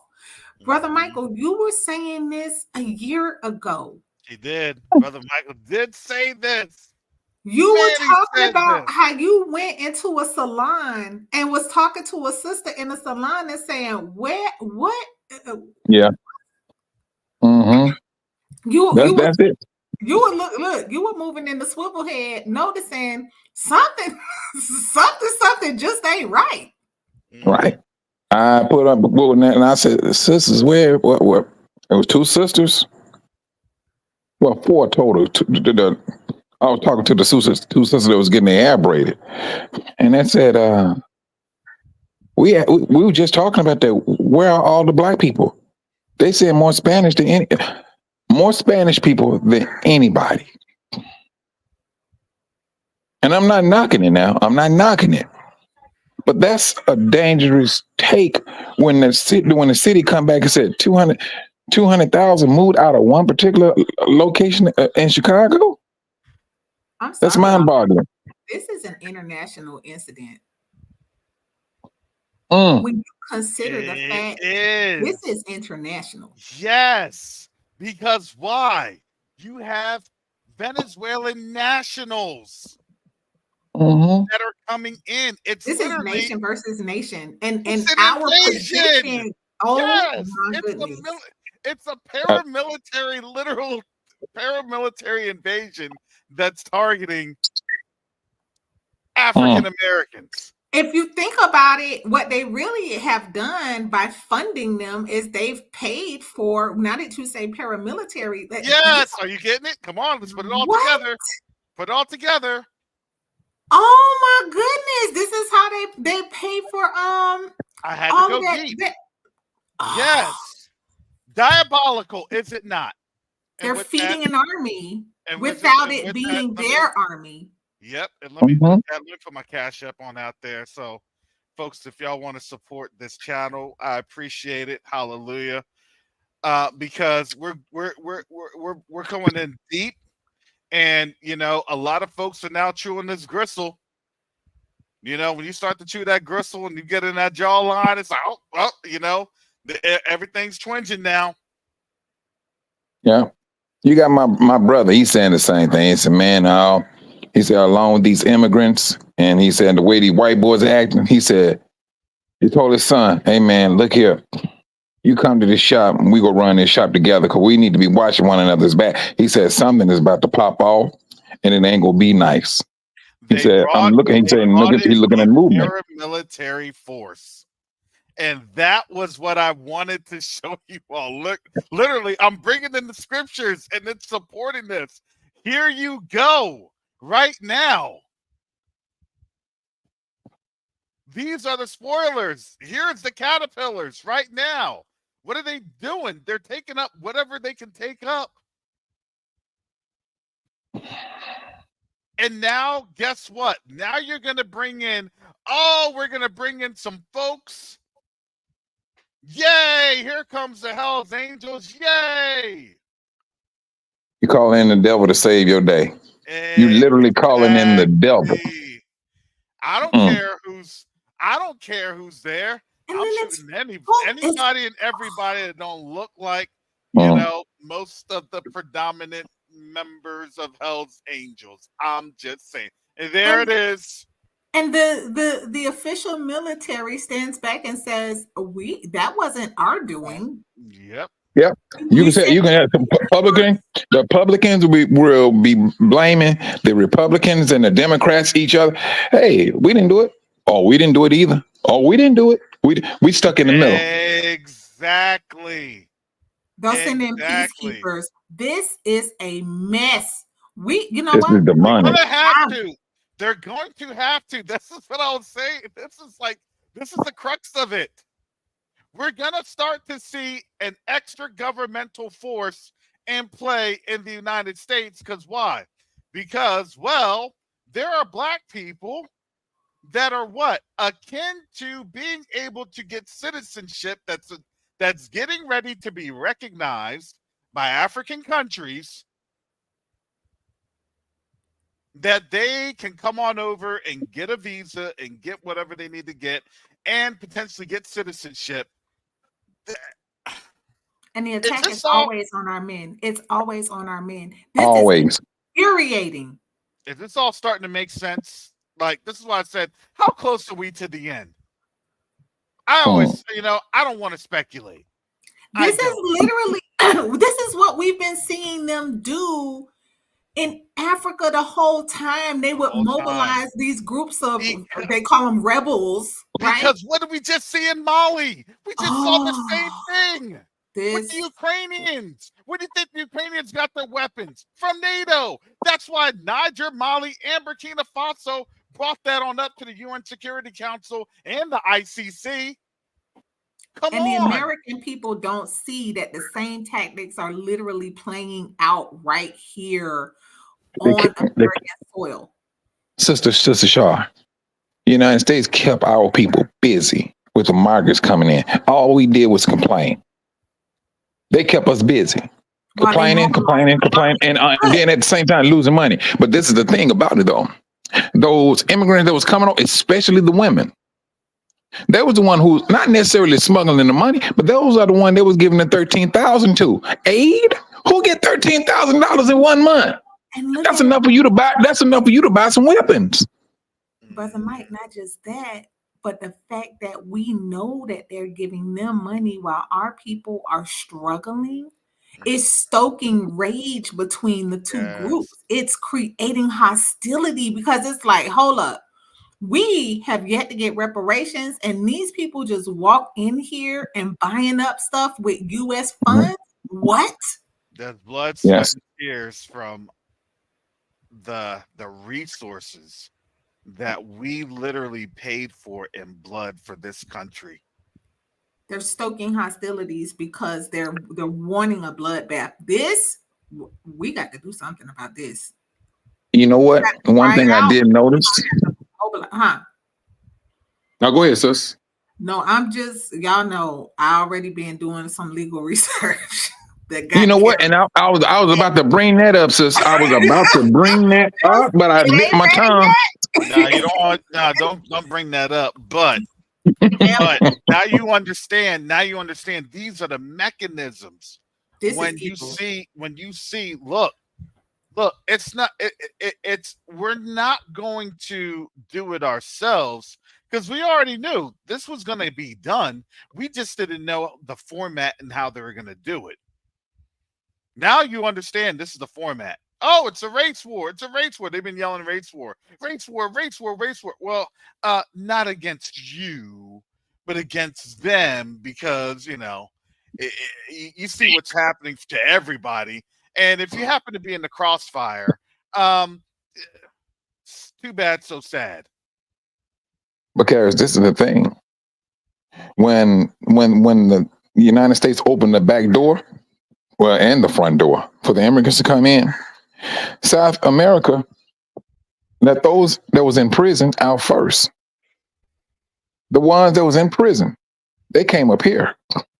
They knew what they was doing. Hey, we need these Negroes out too. Mm-hmm. I mean, hey, you want the United States to be the battleground, and that's where it's at. And why did they do that? Because remember, allegedly, the U.S. had sent some mercenaries over to Venezuela. It was like 100 people. They all got, it was like 200 or 300. But they got stuck up on the beach. They couldn't advance past the beachhead. They caught the instigators. Mm-hmm. They're like former like special forces folks. They of course they disavowed. What about the predictive programming of calling the place Chirac, y'all? Mm-hmm. This is bad. Yeah, this is very bad. My thing is this, that if it gets to the point where brothers and sisters need to get up out of there, and from what I have seen in all of my travels, when there's like I was just like, let's say, Gary, Indiana, is predominantly black, but they do not have it. Mike, you didn't see Jacoby yesterday, did you? Yeah, seen that. No, what was it? He showed the neighborhood in Indiana, and this lady was saying, yeah, these are where my black neighbors used to live, and they don't live there anymore. Now now you have a immigrant family there. You know, I don't know how the Most High is doing things, but it would appear because the majority of African Americans, they live southwest. That's what the map says. Is that the Most High is doing, moving us into one particular location where we came in at? Southeast, I mean, southwest, yeah, southeast, yeah. Southeast. I'm sorry. I'm southeast. I'm sorry. Honestly, probably. I mean, because there's a heavy. That's what it's like when that Great Migration happened. When everybody was in the South, they was going north. Everybody they going up to getting the jobs and everything, but then they start doing the reason they said in recent years there's been a shift back to where their fathers was from, and it seemed like that's where I don't know, but and I was just saying yesterday, this migration is not our fight, but they're forcing you to fight to a degree, because now your life is before you, and I mean either I can't let you affect my life. I must protect my life, and that's what they have orchestrated. Now you have Satan and his angels want to come through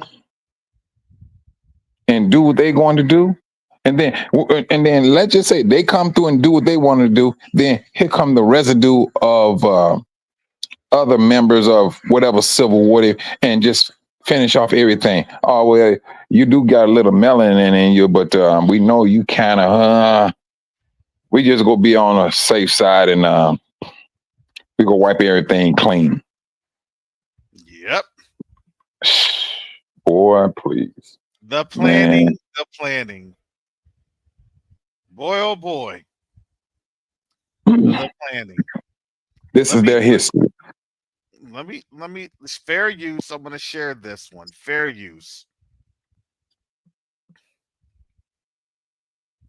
This was a couple of days ago. This is, I think, from out of Tennessee.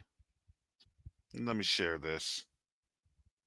A presidential election just 10 weeks away, U.S. House Republicans are now calling for stricter proof of citizenship requirements for voters. This follows a series of letters sent to a select group of Tennesseans warning that it is illegal for non-citizens to vote. Voting rights advocates call the letters a form of intimidation.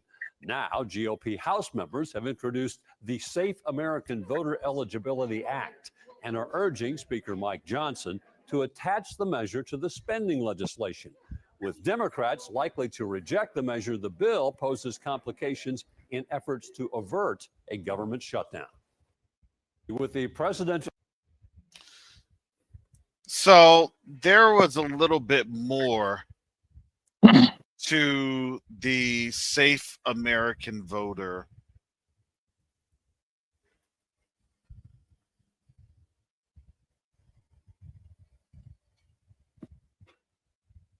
and that is HR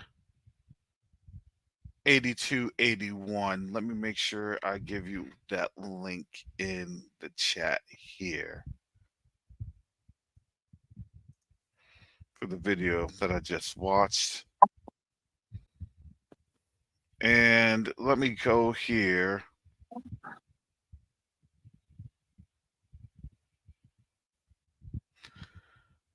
So there are some highlights on this bill. It gives the overview.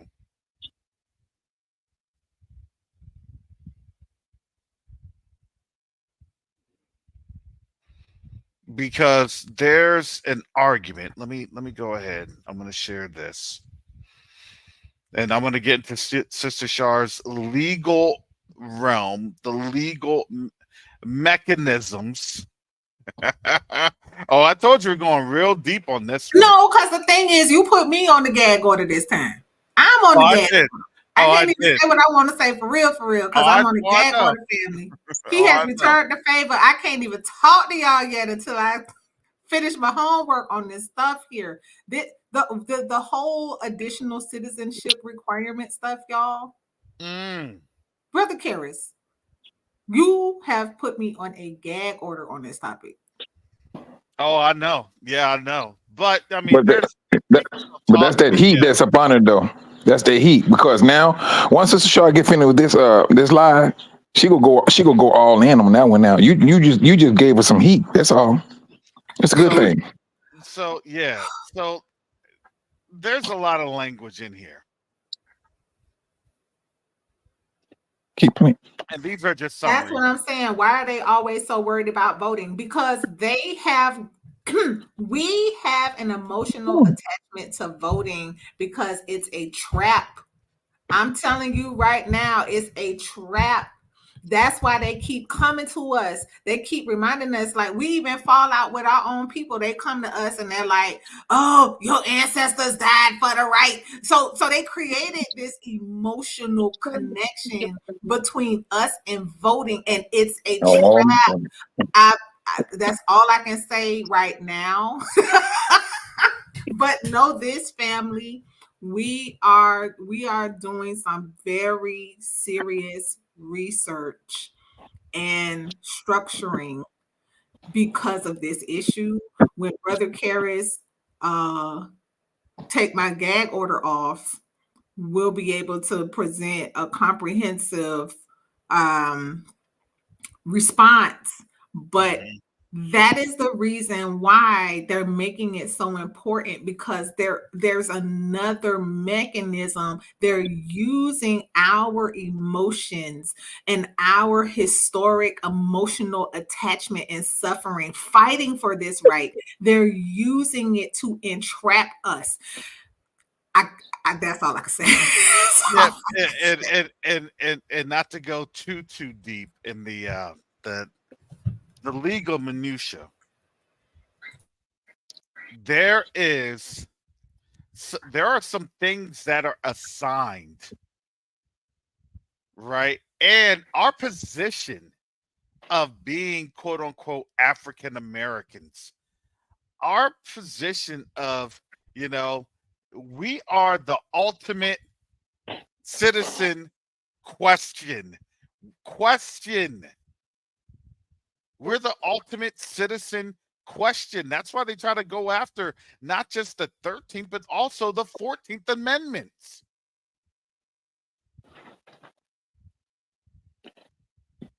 There are some legal implications. Well, we want you to be in the system, but we don't want you to be in the system. We want you to participate, but we don't want you to participate. You need your Kobe on this one. Because you know what, I would say this, because he kept pushing this particular scripture. He said, if we can escape the sword. And it seemed like the sword is right in front of our faces right now. They already don't brought a sword. I mean, and now it's like, I ain't gonna say black, that our people need to start looking at, well, this is getting out of hand, and it's, do we need to move? And then if you're not able to move, it seems like you meant to just stay in place until brother, this is a very bad situation that I'm seeing. Because our people. We know how we get down. We've been disrespected for hundreds of years. And they can move this situation of a so-called immigrant. I mean, it's already been, the disrespect is already there. When it comes to the finances, the immigrants coming in here with $800 from the United Nations and all that stuff. And then you have brothers and sisters being evicted and losing their jobs, and they're supposed to be taxpayers. So yeah, the disrespect is here, been here, and it's just a whole lot heavier. They looking for us to snap. They want us to snap. And at the same time, stay still and let us do what we're going to do to you. Hold still, boy. You brought this upon yourself.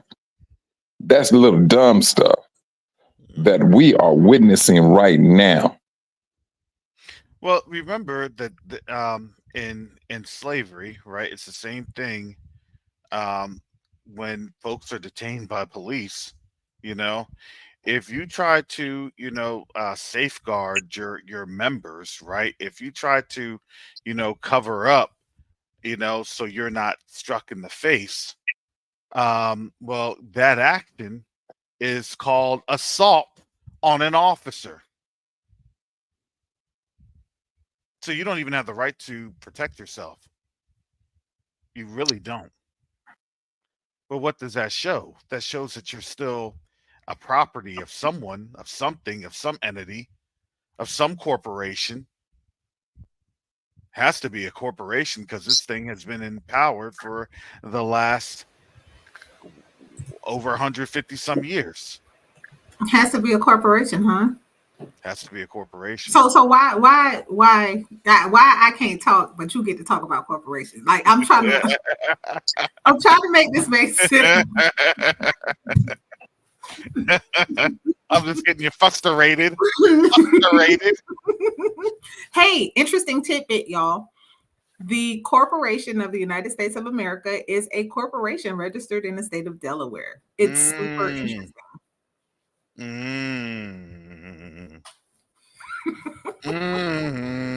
Since Brother Karras, your testimony spoke of a corporation, so that opened it up that I could speak within that. I object, Your Honor. We can use some court words too. When it dawned on me when Trump first ran for election that the presidency was about a vote for who would be the CEO of the corporation. It's a CEO position. It's all corporate law. It's all the cabinet is the board of trustees, the board of directors. She's gonna go heavy into this. The Constitution are the bylaws. Right? But come on, I'm just saying there's actually two constitutions. Brother Karras, you're being mean. Oh my goodness. I told you this is gonna be a very deep one. Because why? Because the corporate entity has allowed for a paramilitary unit to come through and create dissension and disruption amongst those entities that was brought in under a different contract. We were brought in under a different contract. So therefore, like the rest of the nation that goes through and properly immigrates, they do what? They sign, they mark their X to do what? Fulfill their contract. We never had that. Oh, this is going to get real deep. So for an entity that's going under, what's the first thing that they have to do? They have to assign declarative and speculative assets over to another adjoining body or some other entity, i.e., they got to go back where they came from. Can't pay the car note? Send the car back to the automaker, to the dealership.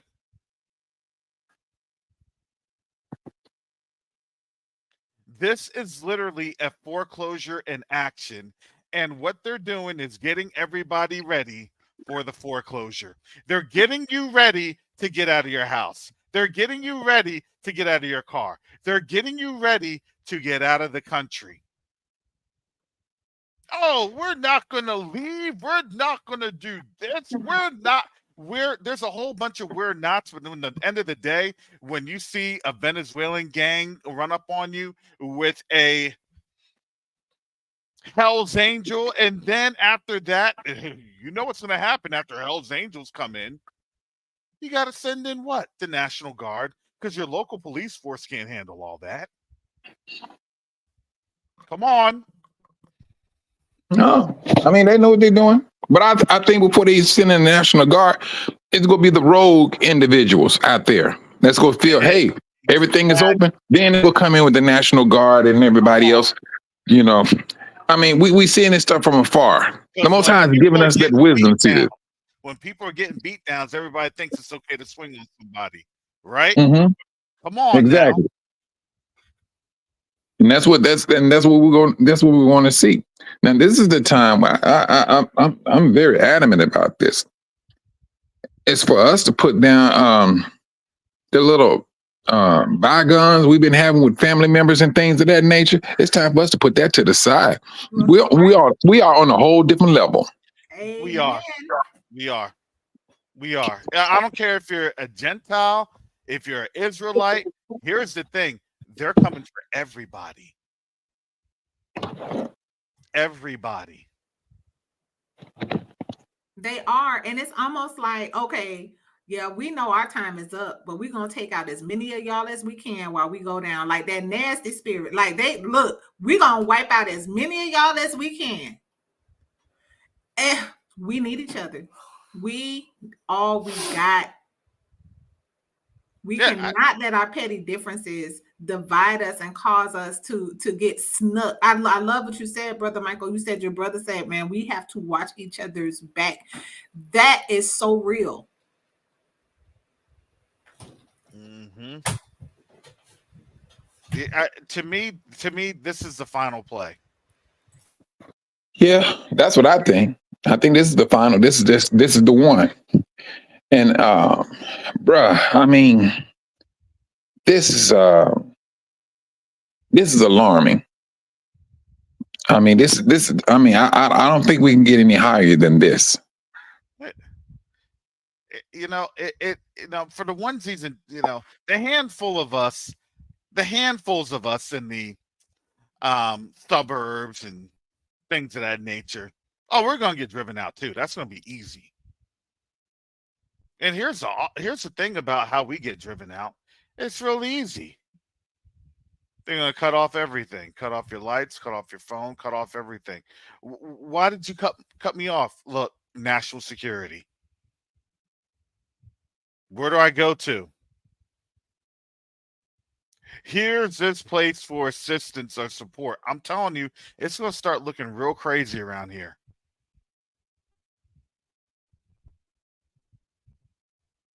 We've been saying this for years.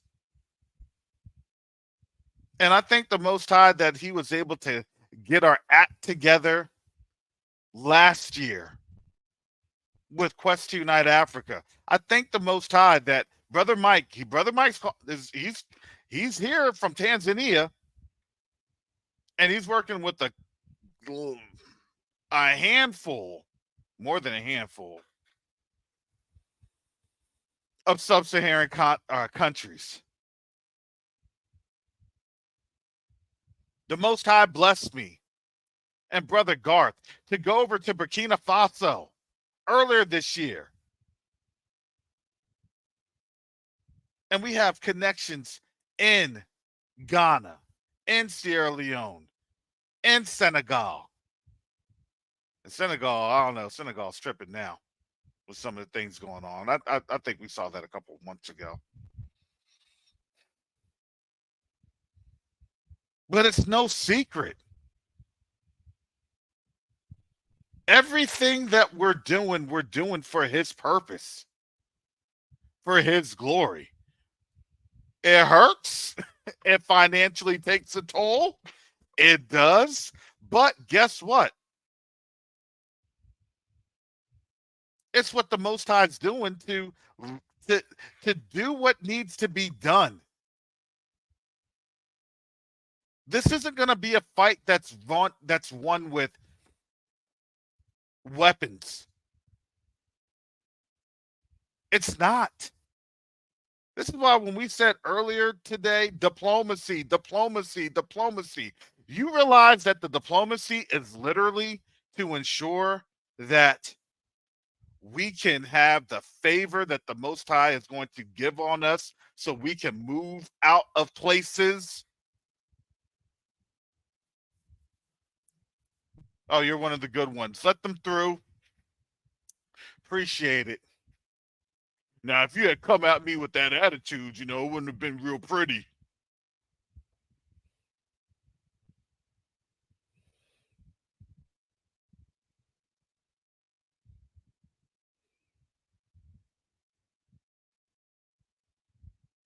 And the funniest thing in this, I had to do this with my son. This was in action. A little over a week ago.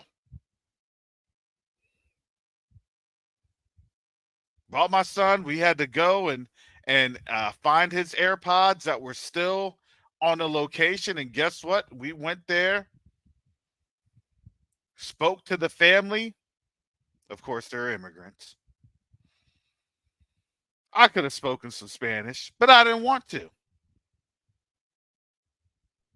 I didn't want to make it easy for them to confuse, because if you do that, you lose your leverage, you lose your advantage.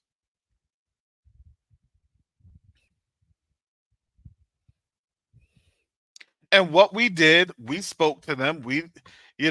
Was it inconvenient? Yes, it was inconvenient. But we didn't show up in there with any type of hate or malice because they stole my son's stuff. But we showed up, we were prepared, and we spoke.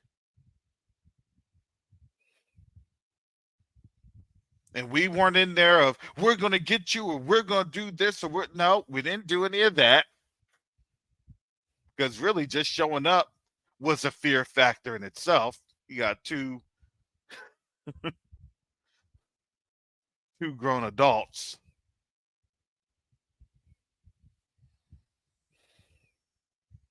But we went on in there with some common sense, with some humility, with some understanding. And everything was transacted in less than 10 minutes.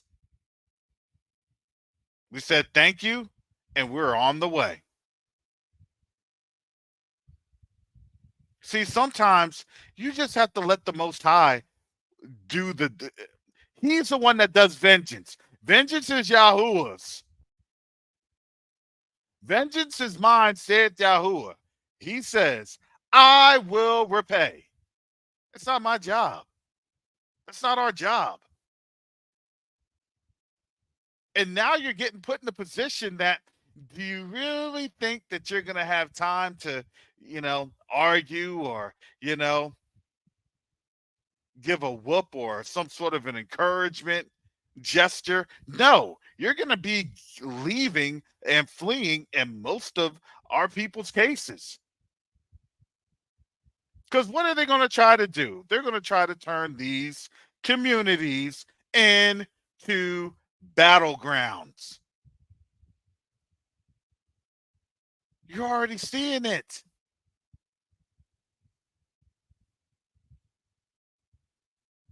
So now we have to be wise. We have to think with wisdom, and we have to be led by the Ruach HaKodesh, which is the Holy Spirit.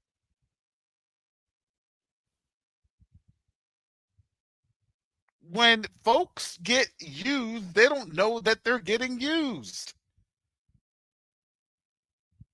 Oh, we got something for you. We got this, we got that. We got some money for you. We got this, but we need to put you on over here. But don't worry, because you won't be going to jail because you got some special rights and special privileges above them, and you can show out.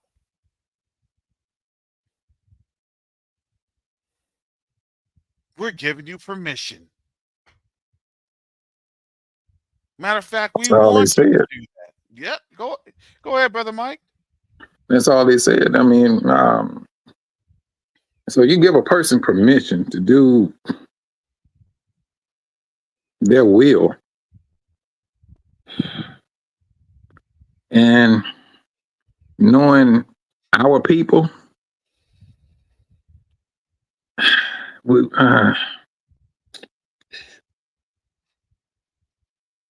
not gonna go for that. And especially when you're talking about immigrants can come in there and take and get jobs as policemen. Yeah, exactly. Come on. You knew that Come on. was the biggest setup. When we heard that mess, like, Yeah. no. Yeah, that's the kinetic actions, and those are basically their soldiers. We saw that one. Easy peasy. We knew what's happening. And trust and believe it's going to be a color code. Oh, you from all right? Look at the shade. Yeah, we'll take him. Yeah, I mean, they just being blatant with it. And now, I would say from, at least started. What started with Yahuah? I'm gonna go back and look at the show. Let's just start there. Even though the brothers and sisters been saying this for some years now it's that mark. There's no well, it may change. Those days are that type of line of thinking is we're not even trying to entertain that. And they're doing this stuff around, and it just so happened that all of this hoopla between the immigrants and African Americans is like there's a tipping scale, and on top of the this little election thing, this would appear to me to be like what you said earlier, Karis, their last ditch effort for a cleansing of a people.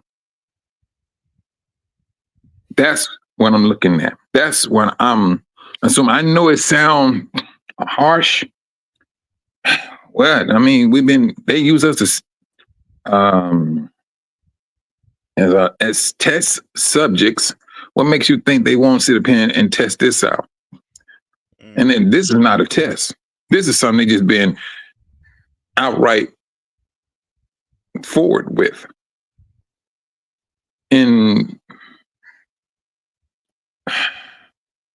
this is not a good situation for us right now. It seems like we right back in the same situation that our forefather was in. And now, and I understand what Sister Shar was saying about the gag order, but if you take the situation that Yahushua said to the disciples, hey, when you catch sight of these people surrounding you, you know that the desolation is near. All right, we see a desolation that's near. But then he said, when you see all of this happening, get out and do not come back. So, I mean, it will appear that something is going to open up a way for us. I mean, at least I hope so, that our people can escape that sword. I'm serious, because this is not a good. It doesn't look good. It does not. It seems like we're right back where our forefathers is at, and now, man, and right now I know it don't seem like it's something now, but let the street start to run with the red, then that's when it's going to get real. Let it be no. There's no internet connection. Well, Brother Karis is on his show telling brothers and sisters, hey, try to get to this particular spot. When there's no communication, then that's when it's real. Don't let it get so. That spot's gonna be in the perimeter area of Atlanta, and then we're gonna go from there in terms of get folks on planes or on boats. I'm serious. I mean, if it gets that way, I would tell any brothers and sisters, go back into the direction where your forefathers came in at. Retrace the steps. That's all you got to do. That's it. Because that's where they dropped us off at, and it would appear this is where you may end up going back through. Hey, what was it? Truth Unedited, when he first did that video. What was the first one? Where he said he just traced everything. He started from the United States and went backwards. Mm-hmm.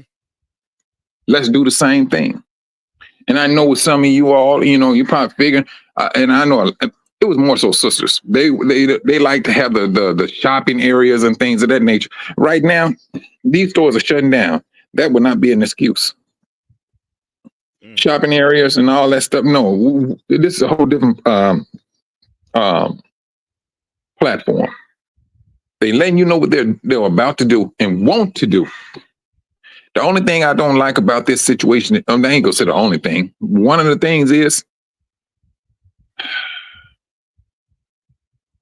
Sister Shar said it, the first people that they need to attack first and foremost are brothers. And we talking at least from, let's say 16, maybe 15 years. I wouldn't even put 14 past them. For them to say, oh no, he's a young man. He's 14. He got to be treated like a full-grown man. So now, this is going to be the attack from young men to old men. Leave the sisters shell-shocked. They go feel that there's no strength in them. You're going to have some that they go stand up. But now they literally trying to bring back in laws when they think they go violate our sisters a second time. Bro, I just you don't want to be what's the word? Trying to conjure up hatred. But I would say more so, we gonna have to start being not necessarily alert. I think we're alert. We just got to start putting more action behind our words. When you have knowledge of this is what these people put in place, this is what's going on, it's time for us to act. Now, and some say, I'm gonna wait on the Most High. Do just that. But the Most High also will give you common sense. He gives you common sense. When there is present danger and you got two good legs, two good arms, and you sit there and you tell me you go wait on, you'll be waiting for a resurrection. That's what's going to happen. Because he is not that one you should put to the test. That's what the scripture says. If you see a car coming in your way and it could be threatening your life, you get out the way. I'm going to wait on the Most High to stop this car. That's what it sounds like. Use common sense and get out the way. Get out the way. This guy, this here, when I said that this is not our fight, it's not our fight, but they making it our fight for survival. That's what they making it. And ain't nobody in their right mind go sit there and let nobody touch their child or his or her wife. We just not going to do it. We just weren't built that way. And for the world to sit up here and give people this type of authority, and they gave them the authority for when they came in here. And what do black people do? Oh no, you're not our problem. We fed them. They didn't count on that. They did not count on black people's kindness coming to them. Now they went and took it a little bit higher. All right, give them some money. We need these niggas to get emotional. We need them to retaliate. That part. That's it. Oh, Ooh. This just does not look good at all. We need to be up in prayers on this one. I'm serious. We need to be up in prayers on this one. Absolutely. Hallelujah.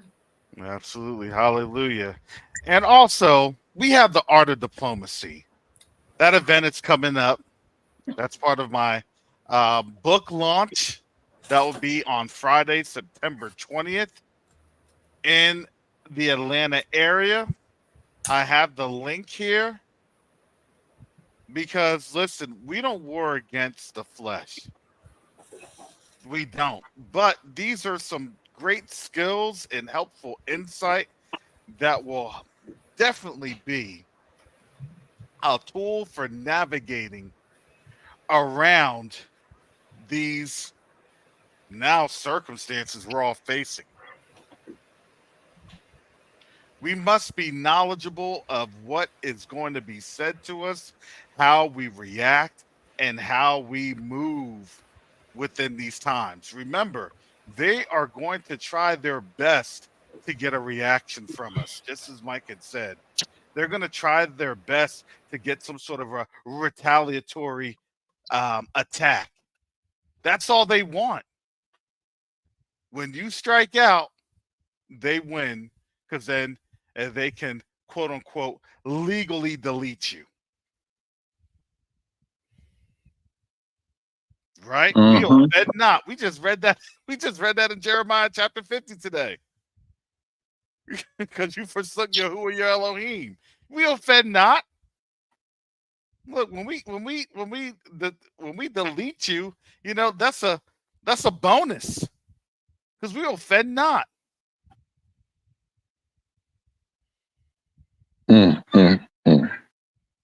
So yeah, so if you're in the Atlanta area, please, I would suggest come on out. It'll be a great time of learning with us, growing with us, and networking with us as we engage with one another.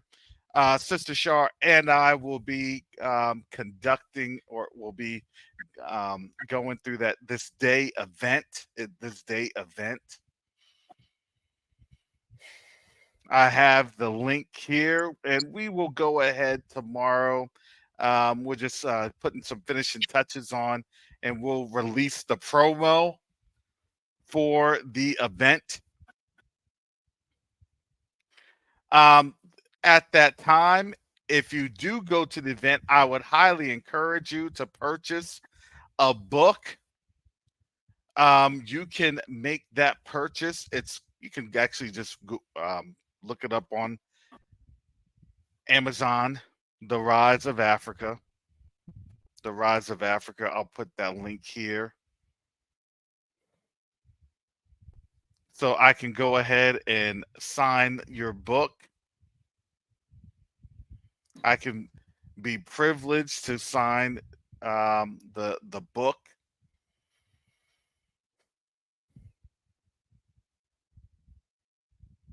We're in a time, family. I said, Father, why did you have me write this right now? And, you know, now I see it. Now I understand. And see, all we have to do is walk in obedience and be diligent about his obedience. Oh, we're going to struggle. Oh, we're going to have bad attitudes. We're flesh. We're not perfect. But as long as we continue to move and ask the Most High for favor, he's going to help his children. He always does. He loves us. And when you have been in the wrong for so long, you don't know what correction looks like. And I have to think about that too. Father, thank you. I'm getting corrected. And it's not to destroy us, but it's to benefit us. Because once we learn how to correct, then we know how to correct our families. And when we know how to correct our children, then we have generations that know what the difference is between right and wrong and know how it is to live in correction and what it is to live in error. And I'm sorry, we have a generation, multiple generations of people walking around on this earth that have been walking in error.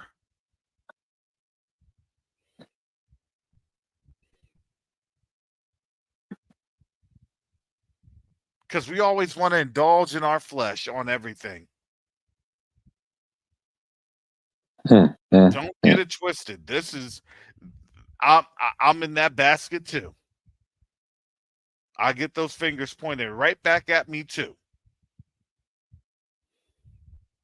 But I have to understand that when the Most High deals with me, he's dealing with me because he doesn't like hypocrites and liars.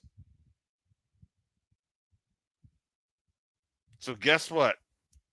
I gotta drink that castor oil and that fish oil first before I can even open up my mouth to anything.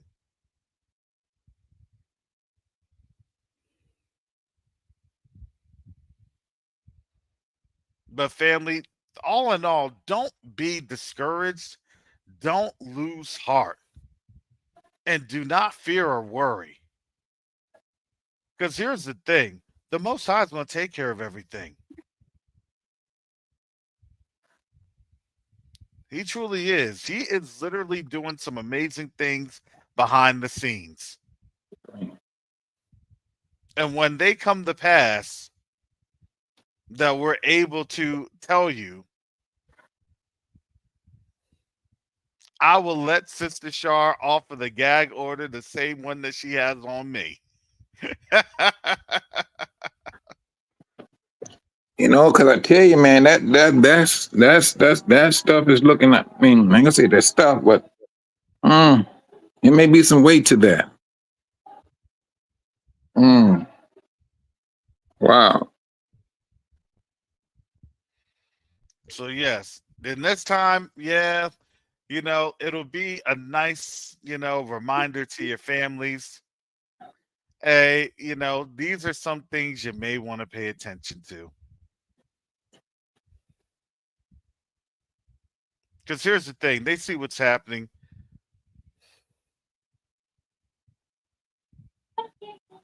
But we're going to have to be the ones to really help them, understand some things. Because this isn't just going to affect Colorado or Chicago or LA or New York. This thing is going to be nationwide. Against a particular group of people. So you're not going to be able to run from it or hide from it or stick your head in the sand. That to me, that's who I truly feel sorry for the most. The folks that said, yeah, you're right, nothing's going to happen, nothing's going to this and that. And then as they see things happen, they can't reconcile it.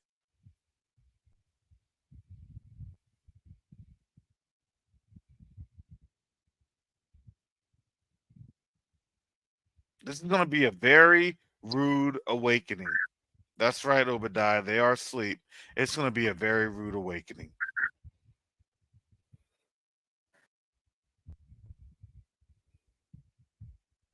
So yes, family, I pray that this live stream was informative. That you got a little bit of a different perspective of what is happening. This is here to help you and help us, jog our thoughts, and really understand things. Because if we don't really put the thought and the effort into the schemes of the enemy, then guess what you're going to be? You're going to be a sitting duck. Hosea 4:6 says that what? We're destroyed for a lack of knowledge. That doesn't mean that we stay ignorant. That's actually a sin because we're destroyed for a lack of knowledge. The Most High has commanded us to be wise and to have wisdom. So when I see people in chats, they're like, oh, well, why do you need to worry about this? Why do you need to worry about that? Because Hosea 4:6, you're destroyed for a lack of knowledge. And if you want to be destroyed, I ain't going to deal with you. That's what I'm talking about. The brother talking about, Brother Mike worried. No, I'm not worried. No, I'm not worried at all. I'm not worried, not one red cent. That's one thing. But I do see reality. When I see things, I pay attention to things. I know exactly how I need to move. I don't sit here and wait for stuff to just slap me in the face. No. What if the individual, if that's how your faith is moving you, that you want to sit there, you see the danger and you want to sit, that is absolutely left up to you. Exactly. No, that's not just a spiritual interpretation. It's not. You can read, you can write, you have understanding. That's what the Most High has given us, understanding. Some folks may not have the mental capacities for understanding, but guess what they'll do? They'll ask for help. And we've had a lot of our folks that are, it's the vanity aspect. It's the vanity. Look at this nation. This nation is dealing in vanity. And now they're doomed in their vanity. That's what we just read in Jeremiah chapter 50. If we want to continue to indulge in their vanity, hey, that's up to you. I know what the word says. We bring up the word. So, that's between you and the Most High.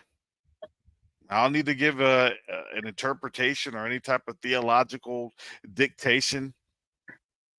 I don't need to dictate theology if I see somebody coming at me with a gun.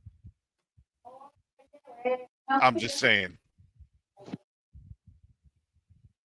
You got to have knowledge and understanding.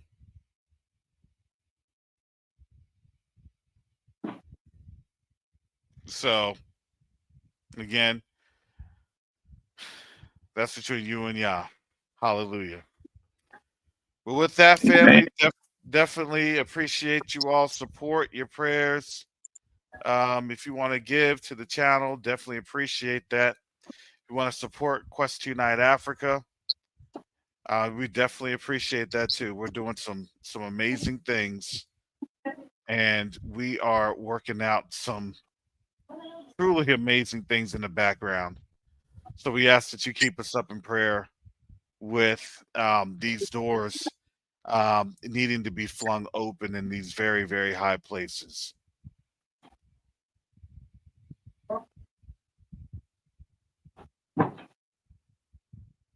With that said, tomorrow, we're going to talk about what's going on in the continent, especially with Burkina Faso and the UN Security Council seat. So I have to figure on out if that's actually true or not. Some of that is potentially clickbait, So a lot of things are going on. I don't want to hit you all with any type of, misinformation and things of that nature. So with that, Brother Mike will be on at noon. So please go on over to the Quest Unite Africa channel. And that's all for me because I gotta get to work to get some things done. Hallelujah. So with that said, family, shalom, salama, siyemi, shalom, peace and blessings. Yasharah.